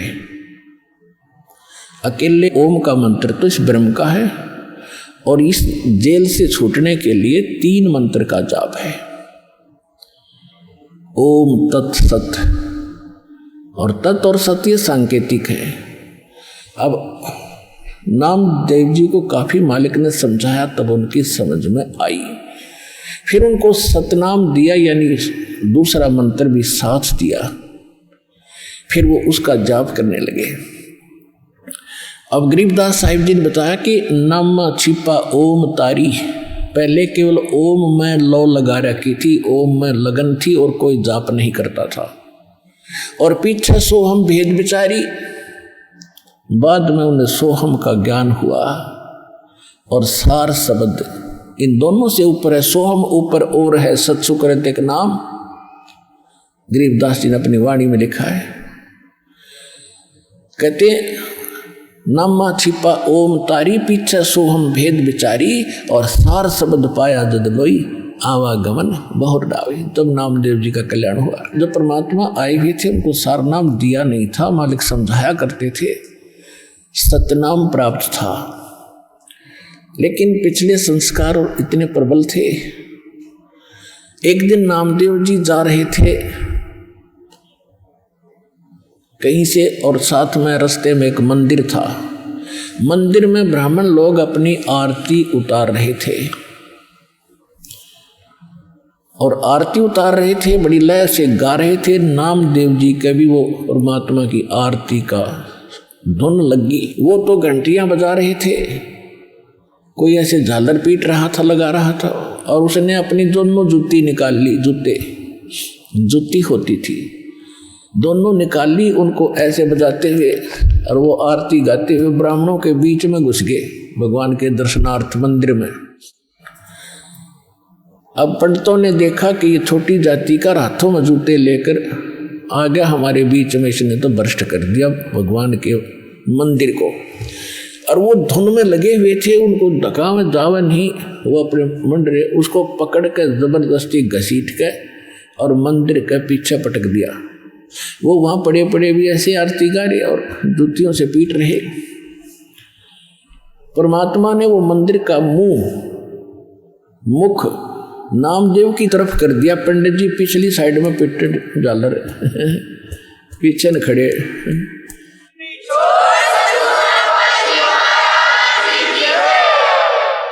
अब नामदेव जी चले गए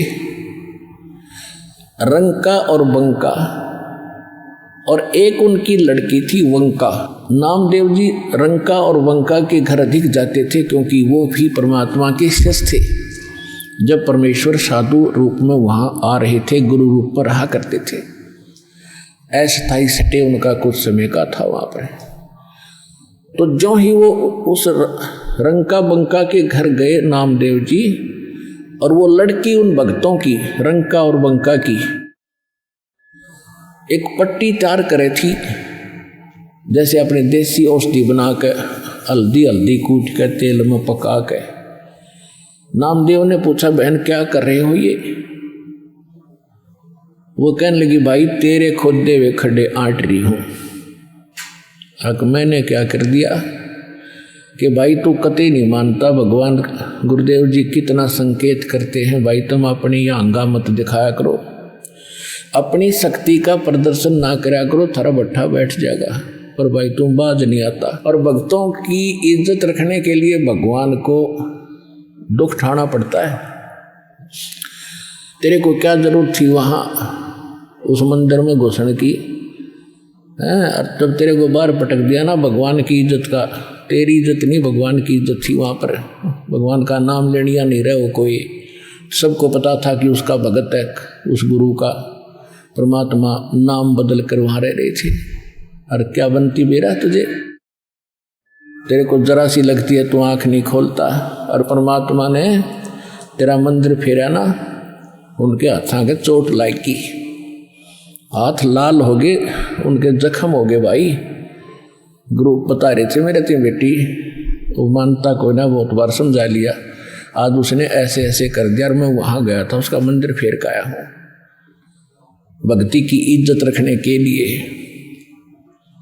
और गुरु जी का हाथों जख्म हो रहे हैं, चाल दिखाऊंगी। अब वो लेकर गए, पट्टी बांधी, नामदेव पढ़कर चरणों में रोने लग गया, महाराज मेरे से गलती होगी। बेटा भक्ति भाव में गुरु जी के आदेशानुसार चलना चाहिए आपने। जी आगे से ऐसी कोई गलती नहीं करूँगा, मेरे से माफ़ करो। अब उसको आगे भी पढ़ाई पढ़ानी थी, ये यहाँ इसको रोकना जरूरी था, अगले भक्ति देनी थी, सार नाम देना था। इन बकवादों में सार नाम थोड़ा ही फलेगा। चुप हो गया, अब जी नहीं गलती करूँगा आगे से। अब कुछ दिन के बाद नामदेव जी ने परमेश्वर कबीर जी से, जो गुरु रूप में रहते थे, उनसे कहा, महाराज ये रंका और मंका जंगल से लकड़ी लाते हैं और इनको बेचकर गुजारा कर रहे हैं, बहुत निर्धन है, झोंपड़ी भी ढंग से नहीं है, इनको कुछ धन दे दो। परमात्मा बोले, भाई ये धन ना लेते, मैं देना चाहता हूँ। ये नहीं लेते, इनको तो विष दिखाई दे है ये धन। तो नामदेव उनका थोड़ा सा ठीक गुजारा था, कहने लगे नहीं जी थोड़ा बहुत तो गुजारा होना चाहिए इनका, कुछ तो दे दो। परमात्मा बोले, भाई ना लेते ये, क्यों गुरु जी को हम चाहे परमात्मा आ जाए, क्योंकि तो विभिन्न रूप में होता, तो हम बेशक सारा कुछ मानते हैं, फिर भी नहीं रहे गुरु जी तो गुरु जी हैं। तो कहने लगे जी कुछ तो देना चाहिए इनको। अच्छा बेटा ले आज देता हूँ, तू मेरे साथ चल। अब क्या किया परमात्मा ने, अपनी सिद्धि शक्ति से गहने सोने के आभूषण अच्छे बनाए, चांदी के सोने के, और आ जा भाई इनके रास्ते में डाल देंगे, ठा ले जाओगे। हाँ जी सही बात है। वो लकड़ी लिए आ रहे थे बंका पीछे थी, रंका आगे आगे आवा था। सिर पे लकड़ियों का बंडल था। वो 100 फुट पीछे थी, 100-150 फुट। रंका आगे आ गया था। क्या किया रास्ते में? वो सोने के आभूषण डाल दिए और नामदेव और परमात्मा एक झाड़ी के पीछे बैठ गए। अब जब वो निकट आया रंका, उसने पीछे देखा कि मेरी पत्नी आ रही है। पत्नी औरत के अंदर आभूषणों की घनी कसक होती है, और कहीं ये किसी का धन पड़ा देखकर नीत ना डबोले, डूब जा कदे अपना कर्म धर्म बिगाड़ ले। उस पर पैर से मिट्टी डालने लग गया। अब उसने देखा बंका ने, क्या हो गया पति के, खड़ा क्यों हो गया? उसने ध्यान से देखा, हाँ ये तो इस कारण से कर रहा है। वो कहने लगी, चलो चलो जी, क्यों मिट्टी पर मिट्टी डाल रहे हो? चलो चलो, क्यों मिट्टी पर मिट्टी डाल रहे हो? उसके पास से दो निकल के, देखा भी नहीं उसको। तब परमात्मा बोले, बोल भाई नामदेव, कैसे ढूंढने ना लेते? अब नामदेव ने सोचा, भाई उसकी बुद्धि इतनी ही काम करे थी कि जी और कोई तरीका अपना लो। अच्छा भाई, और भी तू कहेगा, हम वो अपना लेंगे। एक दिन क्या था, सत्संग हो रहा था। परमात्मा सत्संग कर रहे थे, रंका और बंका। ये दोनों सत्संग सुनने चले गए। नामदेव भी वहीं बैठा था। उधर से क्या हुआ, वो लड़की घर पे थी और वो बाहर बैठी थी चारपाई पे। उस झोपड़ी में आग लग गई। वह दौड़ी दौड़ी आई लड़की के, माताजी पिताजी, माताजी पिताजी। कहा क्या हो गया बेटा? कि झोपड़ी में आग लग गई। सत्संग चल रहा था, वो बताने भाग गई। तो उन्होंने पूछा, बेटा क्या जल गया, क्या बच गया? कि एक चारपाई बची है बाहर, बाकी सब जल गया। कि उस चारपाई ने भी उसमें गिरा, वो बढ़ती आग में। राजा बेटी सत्संग सुन ले। मैं चारपाई ने ठोकर, वह ना होती तो सत्संग में बात ना आनी चाहिए बेटी। आग लगो इस झोपड़ी का, इसने गिरा उसके माँ। और यह झोपड़ी ना होती तो सत्संग में बात तो ना आती। तुमने ध्यान भंग कर दिया, इतना आनंद आ रहा था। तो कहने का भाव ये है पुण्यात्माओं, फिर नामदेव की आंखें खुली। रत्रा गजब जो भगत ऐसे होने चाहिए। और फिर परमात्मा ने इतना सुंदर मकान बना दिया उनका। कहते नुक्ते ऊपर रिज जाएगा, 1 करोड़ कर्म जल जाए तुम्हारे। तो हमने भगत बनना पड़ेगा भगवान से लाभ लेने के लिए। बकवादों से बात बने को नहीं, इतनी सी बात है।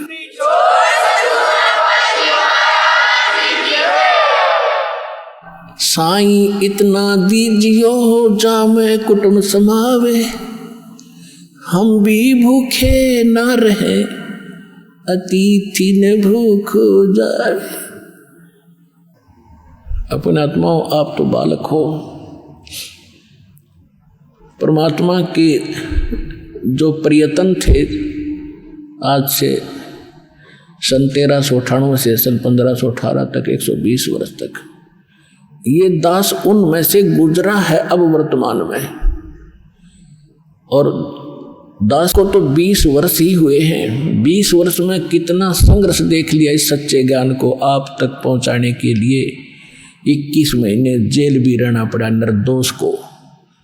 झूठे लोगों ने अफवाहें फैलाकर, झूठे मुकदमे बनवा के मेरे साथ आपके 30, 40, 50, 60 भक्तों को भी यातना भुगतनी पड़ी आपके लिए, ताकि आप तक ये ज्ञान किसी तरह पहुंचे। और फिर भी गांव गांव में, नगर नगर में जो दास ने प्रचार किया, वहाँ कितना संघर्ष और कितनी यातनाएं झेलनी पड़ी। 20 वर्ष से मैं परिचित हूँ, और जो 120 वर्ष रहे उनके साथ के हुआ था। आपके लिए भटक रहे हैं, वो आपके पिता हैं।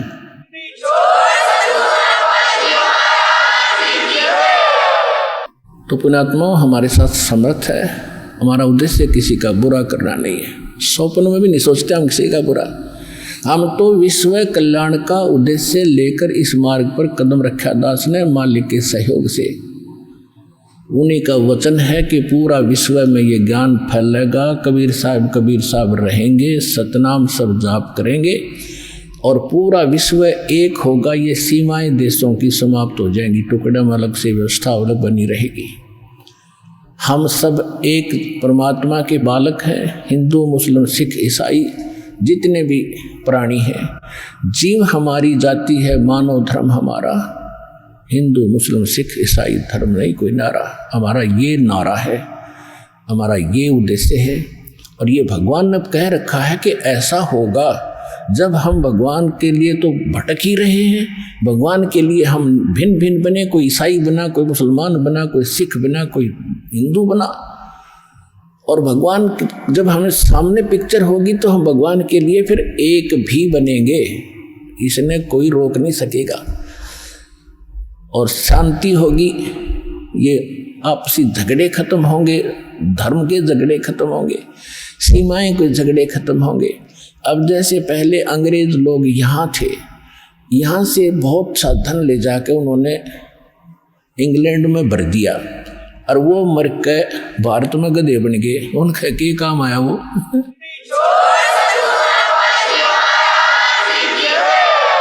तो उन मूर्खा के काम आया वो? कर्म कर्म बिगाड़ गए।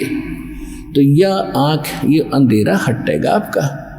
पूरी पृथ्वी अपनी है, सभी भाई बहन भगवान के बच्चे हैं, अपने हैं, इसमें कोई पराया नहीं है। हम एक दूसरे को दुखी करके, किसी को सता के, वचन कर्म और किसी भी ताकत से हम दोषी बनते हैं। हमें तो वचन कर्म से और तन मन धन से सबको सुखी करने की चेष्टा करनी चाहिए। कबीर साहब का विधान है, ऐसी बानी बोलिए मन का आपा खोए, औरन को भी शीतल करें, आप भी शीतल होए। तो इस प्रकार के फार्मूले अपना अपना के इस भक्ति मार्ग को सफल करना पड़ेगा, और कोई इसका तरीका नहीं है। पुण्यात्माओं, परमात्मा हमें क्या गाइडलाइन देते हैं? नाम सुमर ले सुकर्म कर ले, कौन जाने कल की खबर नहीं पल की। नाम सुमर ले सुकर्म कर ले, कौन जाने कल की खबर नहीं पल की। बहुत से उदाहरण आपके सामने हैं। एक आंध्र प्रदेश का मुख्यमंत्री हेलीकॉप्टर से दूसरे स्थान पर अपना जलसा करने के लिए, मीटिंग करने के लिए रवाना हुआ। उसकी स्वागत में, उसके आगमन के स्वागत में उसके जो कर्मचारी, अधिकारी और उसके साथी उसे लाभ लेने के चक्कर में कि इधर खुदा मान रखा था उन्हें, उसके लिए फूलों के हार लिए खड़े, उसके लिए बड़ी बड़ी स्टेज लगा रखी और खाने के लिए व्यवस्था कर रखी। हेलीकॉप्टर क्रैश हो गया और जंगल में गिर गया। 3 दिन तक उसकी लाश नहीं मिली। और वहाँ से उड़ा जब उसने पता नहीं कि वो ला रखी थी, ये करूँगा, वहाँ ऐसे कर दूंगा, उसको ऐसे कर दूंगा, उसको ऐसे फांसी दे दूंगा, उसको ऐसे लाभ दे दूंगा।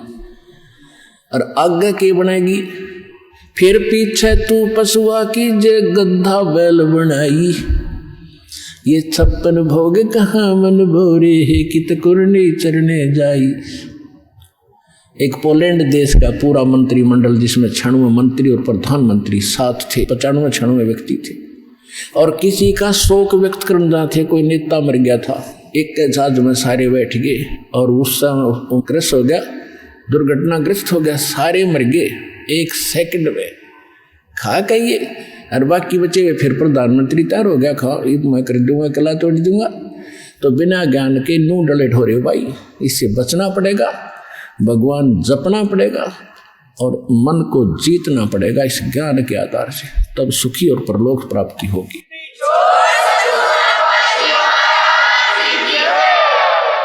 नाम सुमर ले सुकर्म कर ले, कौन जाने कल की खबर नहीं एक पल की। कोडी कोडी माया जोड़ी, तन बात करी छल की। कोडी कोडी माया जोड़ी, बात करी छल की, पुण्य पाप की ली बांधे पोटरिया, या कैसे हो हल की खबर नहीं पल की। नाम सुमर ले शुक्र में कर ले, कौन जाने कल की खबर नहीं पल की।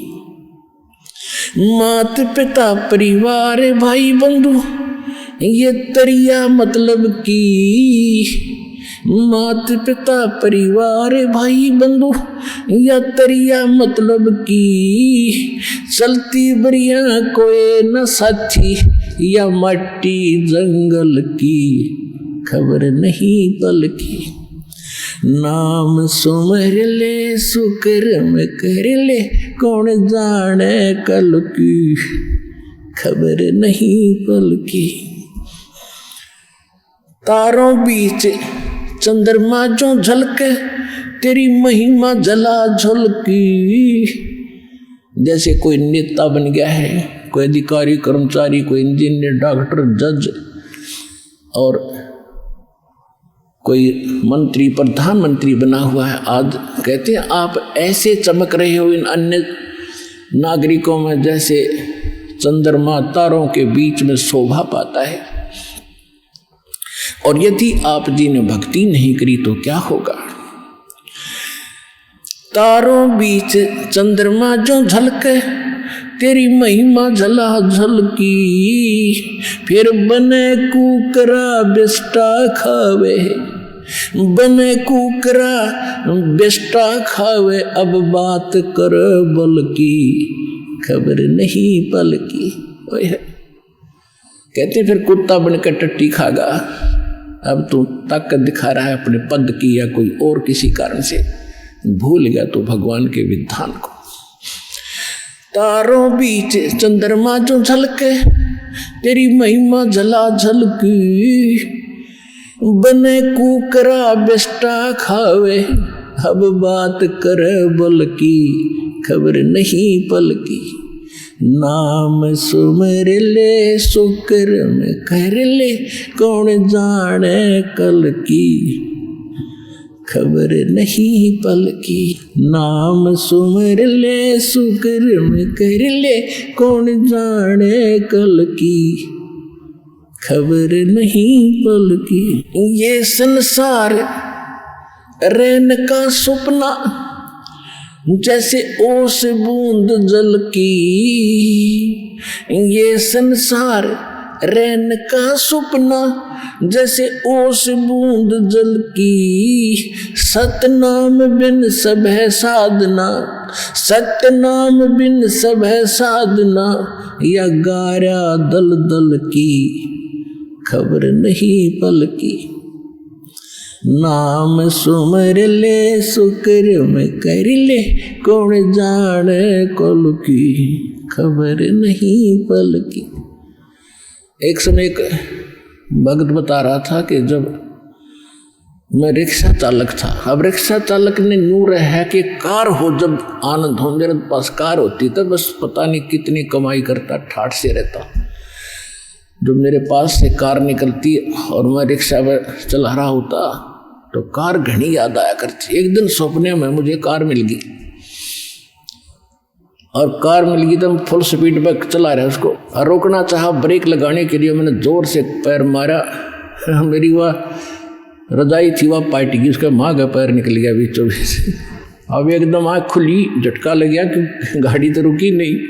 देखा था इतना पार बाहर आ रहा रजाई तो कित की कार, किसके स्पीडर के ब्रेक। अब सपना टूटने बाद से पता चला उसने किसी थी वह कार। ऐसे आपकी मृत्यु होगी, आपका सपना सा टूटेगा और आप देखोगे कौन बेटा था, कौन बेटी, कौन कार, कहाँ हमारी कोठी थी। खय्यम के दूत बाँ पकड़ रहे होंगे, चल बच्चा हम बताएंगे तेरी कहाँ कोठी थी। अब नरक में है तेरी कोठी, वहां चल। ये संसार रैन का सपना, जैसे ओस बूंद जल की।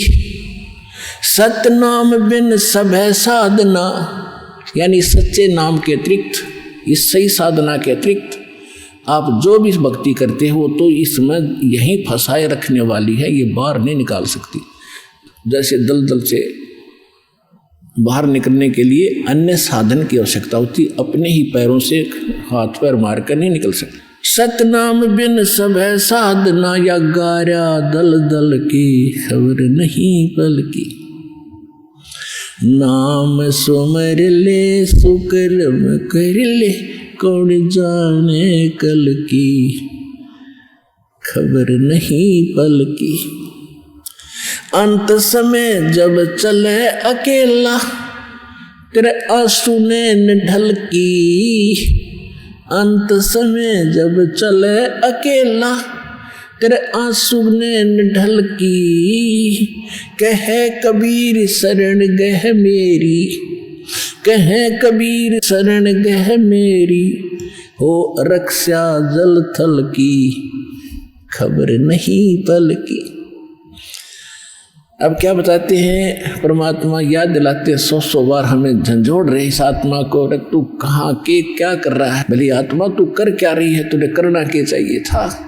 कहते हैं इस भरे पूरे परिवार को जिस दिन तू छोड़ कर जागा तो टक्कर मार कर रोएगा। कहते हिड़की दे दे रोएगी सुरता जब तू चल लेगी अकेली, तेरे साथ कोई नहीं जाएगा, ना तेरे साथ कोई आया था। ये तो काल का संस्कार वश ये जुगाड़ जुड़ रहा है।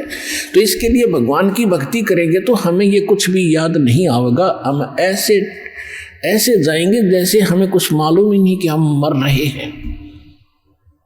हम यहाँ ये मिट्टी छोड़ देंगे तो कौचली है, जैसे सर्प कौचली छोड़ जाता, सर्प तो अलग है, वह कौचली तो और उन्नरी है उसके पास।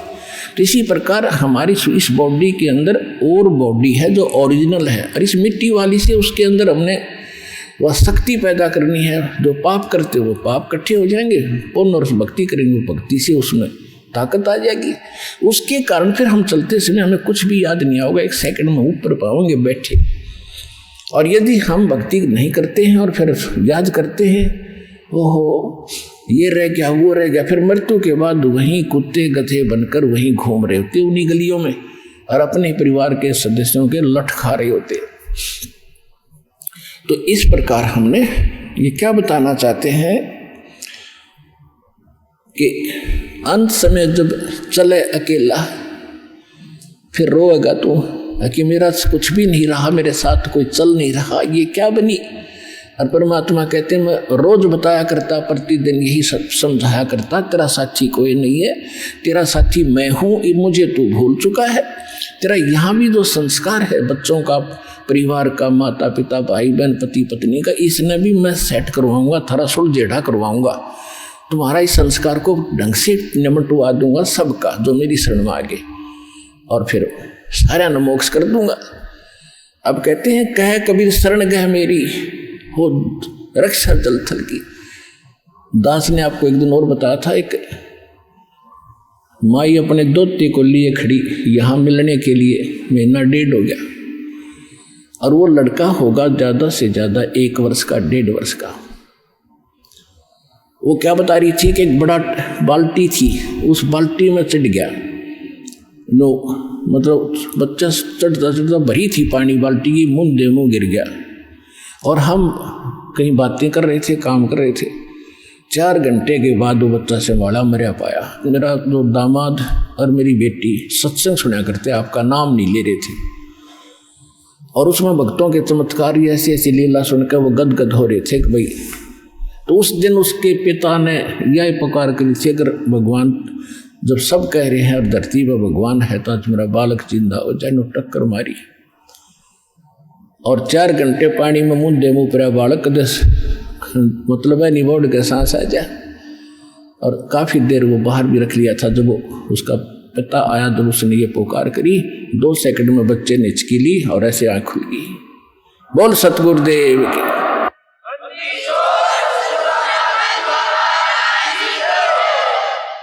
फिर डॉक्टर के पास ले गए, हिसार बता रहे थे। उसके बाद वो मिले नहीं हमें। फिर वो लड़के को लेकर आ रहे थे जी, सारा परिवार नाज नाम भी ले लिया। देखो कहते कह कबीर शरण गए मेरी। जब उन्होंने हृदय से ये मान रखा था कि संत है तो ये है, आ नहीं पा रहे थे, अब यहाँ लाने का तरीका भी उन्होंने अपनाना पड़ा। अब जैसे इस काल ने के कर रखा अपने साथ, यूँ यहाँ नहीं आने देता और बाकी की तले जाए इसने। अब ज्ञान सुन रहा है पूरा संसार, लगभग काफ़ी भारतवर्ष में तो बहुत सुन रहे हैं इस साधना चैनल पर, इस पुस्तक में भी पढ़ रहे हैं और हमारे भक्तों से भी वो ज्ञान सुनकर अब वो ये सोच रहे हैं कैसे चले, इसको कैसे छोड़े, उनकी हिम्मत ना बढ़ रही आने की। अब हमें एक बात याद आवा, छोटा जब दास पढ़ा करता 4वीं-5वीं कक्षा में, और जिस दिन स्कूल में टीचर ना आते वो क्लास के बालक, एक तालाब था, उस तालाब पर स्नान करने भाग जाया करते दिन में, हम भी चले जाते थे। और क्या करते थे, एक वृक्ष था बट वृक्ष, और उसका ऐसे लंबा सा टहनी डाली ऊपर जा रही थी और उस पर चढ़ कर छलांग मारा करते जल में। और एक बच्चा चढ़ गया ऊपर, पहली बार चढ़ गया ऊपर और तक कूद गया, उस पर ना छलांग लगी और नो बैठा बैठा ना नीचे उतरा जा उस पर और ना छलांग लगाई जा।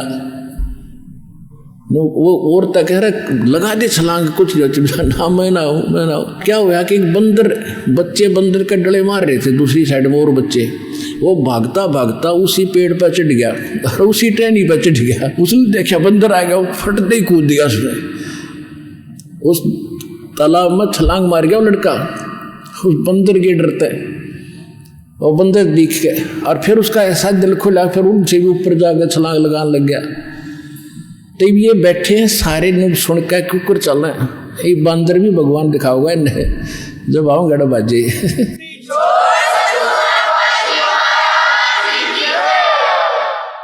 आइए अब हम उन श्रद्धालुओं के अनुभव जानते हैं जो जगत गुरु तत्वदर्शी संत रामपाल जी महाराज जी से दीक्षा प्राप्त कर चुके हैं तथा उनके द्वारा बताए गए भक्ति मार्ग पर चल रहे हैं। जी नमस्कार। नमस्ते। क्या नाम है आपका? कीर्ति शर्मा। कीर्ति जी कहाँ से आए आप?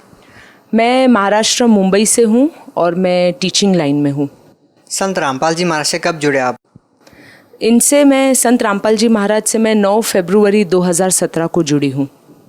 आप फरवरी 2017 में संत रामपाल जी महाराज से जुड़े हैं, इसका मतलब बरवाला की घटना के बाद आपने संत रामपाल जी महाराज से नाम दीक्षा ली? हाँ, सही बात है। ये एक आश्चर्यजनक बात है कि आपने बरवाला की घटना के बाद संत रामपाल जी महाराज से नाम दीक्षा ली। क्या आप जानते थे कि संत रामपाल जी महाराज जेल में हैं?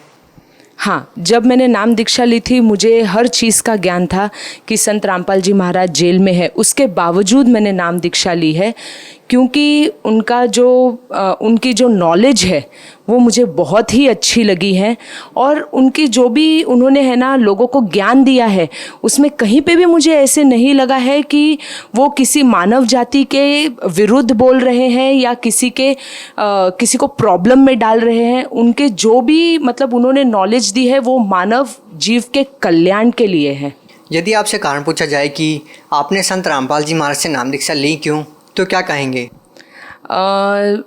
एक्चुअली हम बहुत ही प्रॉब्लम में थे और इसके पहले प्रॉब्लम में थे मतलब जैसे जो भी मनुष्य प्रॉब्लम में रहता है धरती पर वो सबसे पहले और कुछ वो नहीं है, सल्यूशन नहीं है तो हम भगवान के पास जाते हैं।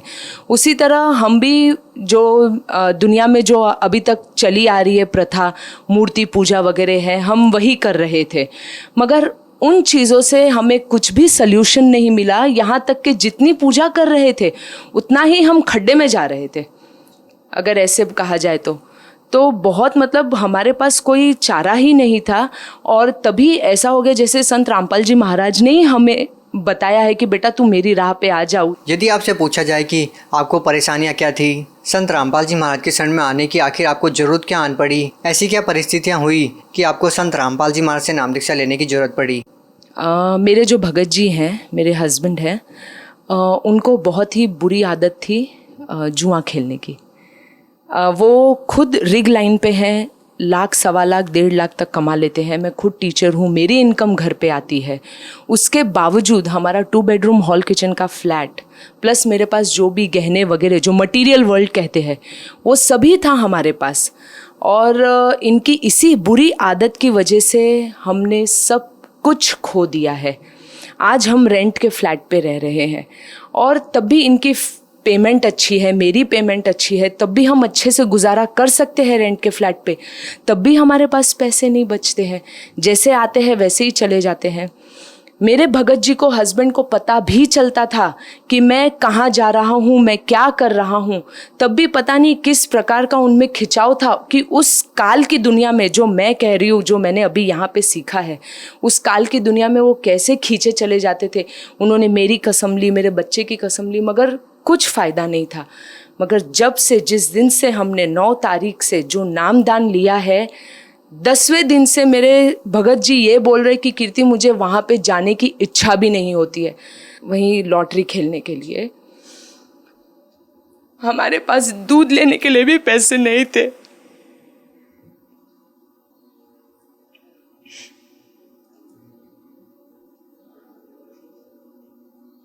आज इसी चीज़ को 6 महीने हो गए और मेरे हस्बैंड वहाँ पे जाने का नाम तो छोड़ दो, अब उस गली से भी गुजर जाते हैं ना तो बोलते कि अब जैसे नफ़रत सी होने लगी है मुझे उस चीज़ से। तो इतना बड़ा हमने सिर्फ 6 महीने में इतना बड़ा ड्रास्टिक चेंज संत रामपाल जी महाराज की वजह से ही देखा है।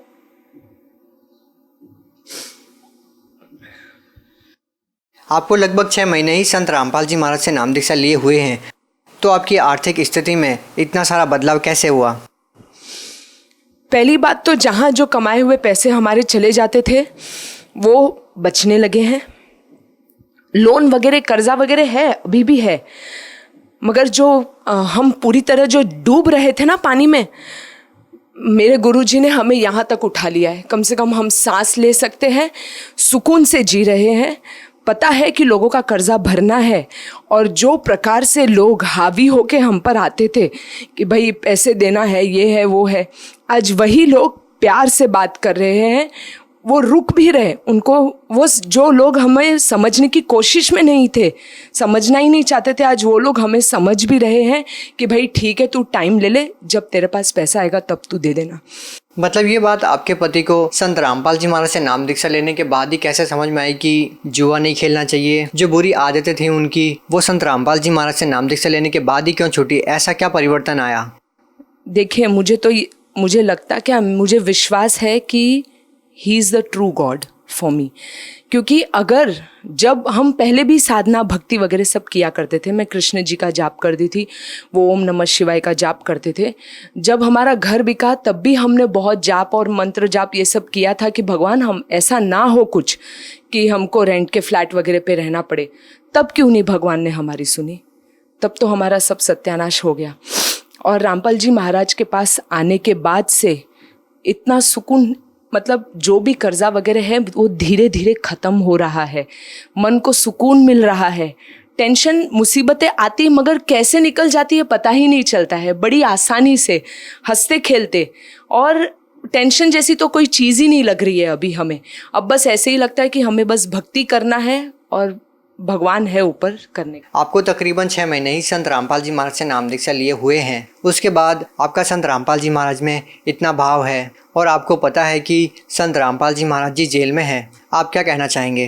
आप सही कह रहे हैं कि संत रामपाल जी महाराज अभी जेल में है, मगर जब हम जुड़े थे तब हमने ऐसे कुछ सोचा नहीं था कि वो जेल में है। बस हमें नामदान लेना था क्योंकि हमें हमारी परेशानियों से दूर होना था। जब हमने उनका नाम ग्रहण किया और उसे जाप मंत्र जो भी उन्होंने दिया है संत रामपाल जी महाराज ने, उसको जब हमने जपना वगैरह शुरू किया था तब हमने खुद एक्सपीरियंस किया कि हमारी आर्थिक स्थिति में भी लाभ हो रहा है। There are changes in our financial as well as health, and then we started feeling like why this kind of संत इज put behind the bars. It's a biggest question mark for our Indian government, who has come over here to give relief to all our citizens, to all our mankind. And it's really very pitiable thing, very bad, like very sorrowful thing that being behind the bars, he's doing so much of good for people. What if he will be out of the bars? What miracle he is going to do for all of us? And we have not even seen him. We are literally dying to meet, and we are literally dying to touch his feet when he'll be out. देखिए, आप पढ़े लिखे हैं, educated person हैं आप। संत रामपाल जी महाराज के बारे में ये भी कहा जाता है कि साधारण सी वेशभूषा रखते हैं, कंठी माला ही नहीं रखते हैं, भगवा कपड़े नहीं पहनते हैं। एक ऐसा व्यक्ति संत कैसे हो सकता है? क्या आप उन लोगों की बातों से इत्तेफाक रखते हैं जो ये कहते हैं कि जो साधारण सी वेशभूषा रखते हैं वो संत कैसे हो सकते हैं? डेफिनेटली संत होना ज़रूरी नहीं है कि भगवा कपड़ा पहन लेना है, माला वगैरह कर ले लेनी है। संत इंसान मन से होता है, विचारों से संत होता है, दूसरों के प्रति उनकी क्या भावना है उससे संत होता है। तो इसलिए मैं नहीं मानती हूँ कि जिनकी बड़ी बड़ी दाढ़ी हो, तिलक लगा लिया है और दुनिया भर के ढोंग वगैरह कर रहे वही संत है। संत रामपाल जी महाराज ही एक में वो संत है, वही परमेश्वर है। मुंबई जैसे शहर में रहने के बावजूद क्या आप इन बातों में विश्वास रखते हैं कि किसी मंत्र के जाप से या संत के आशीर्वाद मात्र से इस तरह के लाभ होते हैं? मैं पहले से ही भगवान की राह पर, मतलब पहले से ही मुझे विश्वास है कि भगवान है। इसीलिए मेरा पहले से ही आध्यात्मिक उसमें भी काफ़ी लगाव था, रुचि थी। काफ़ी बार मतलब फ्रेंड्स लोगों के साथ भी बैठना जो डिफरेंट कास्ट के हैं, कोई क्रिश्चियन है, कोई मुस्लिम है, उन लोग भी जो अपनी बातें शेयर करते थे वो भी मैं सुनती थी। तो मतलब मुझे भगवान में रुचि तो पहले से ही थी, उन पे विश्वास भी पहले से ही था। सिर्फ इतना ही था कि करेक्ट वे ऑफ वर्शिप वो मुझे नहीं पता थी, जो मुझे अभी पता चली है। आप बॉम्बे जैसे शहर में रहते हैं, बहुत सारे लोगों का सपना होता है कि जो बॉम्बे शहर में अभिनेता रहते हैं उनको देखा जाए। यदि आपसे बात की जाए तो आपके रियल हीरो कौन है? रियल हीरो अभी तो संत रामपाल जी महाराज है, और जिन अभिनेताओं की आप बात कर रहे हैं वो उनका प्रोफेशन है, वो कमाने के लिए कर रहे हैं, लोगों को एंटरटेन कर रहे हैं और उनके घर तो भरे जा रहे हैं। बाकी लोगों के दुख से उनको क्या मतलब है। मगर जो हमारे संत रामपाल जी महाराज हैं वो आए हैं दूसरों का दुख दूर करने के लिए। वो नशा मुक्त जीवन की प्रेरणा देते हैं। फॉर एग्जाम्पल, सबसे बड़े एग्जाम्पल मेरे हस्बैंड ही हो गए हैं। He is denying for dowry system also and कितने सारे मेडिकल रिपोर्ट्स वगैरह जो है जो देखा गया है, मतलब लोगों को मानसिक रूप से, शारीरिक रूप से, आर्थिक रूप से, उन सभी चीज़ों से वो उनको छुटकारा दिलाने आए हैं, उनकी प्रोग्रेस करने आए हैं। और आप रिसर्च भी कर सकते हैं। जैसे 3 घंटे की अगर लोगों ने मूवी देखी है और 3 घंटे का सत्संग सुनाइए संत रामपाल जी महाराज का, आप गारंटीड जिन्होंने सत्संग सुना है 3 घंटे का, उनमें आप काफ़ी बदलाव देखेंगे कंपेयर टू जिन्होंने 3 घंटे की फिल्म देखी है। और जो बदलाव उनमें आएगा और उन लोगों ने अगर ग्रहण कर लिया तो वो लाइफ टाइम तक उनके लिए एक बहुत अच्छी सीख हो जाएगी और वो अपने लाइफ को काफ़ी प्रोग्रेस की ओर ले जाएंगे। बहुत बहुत धन्यवाद। सच्चाई।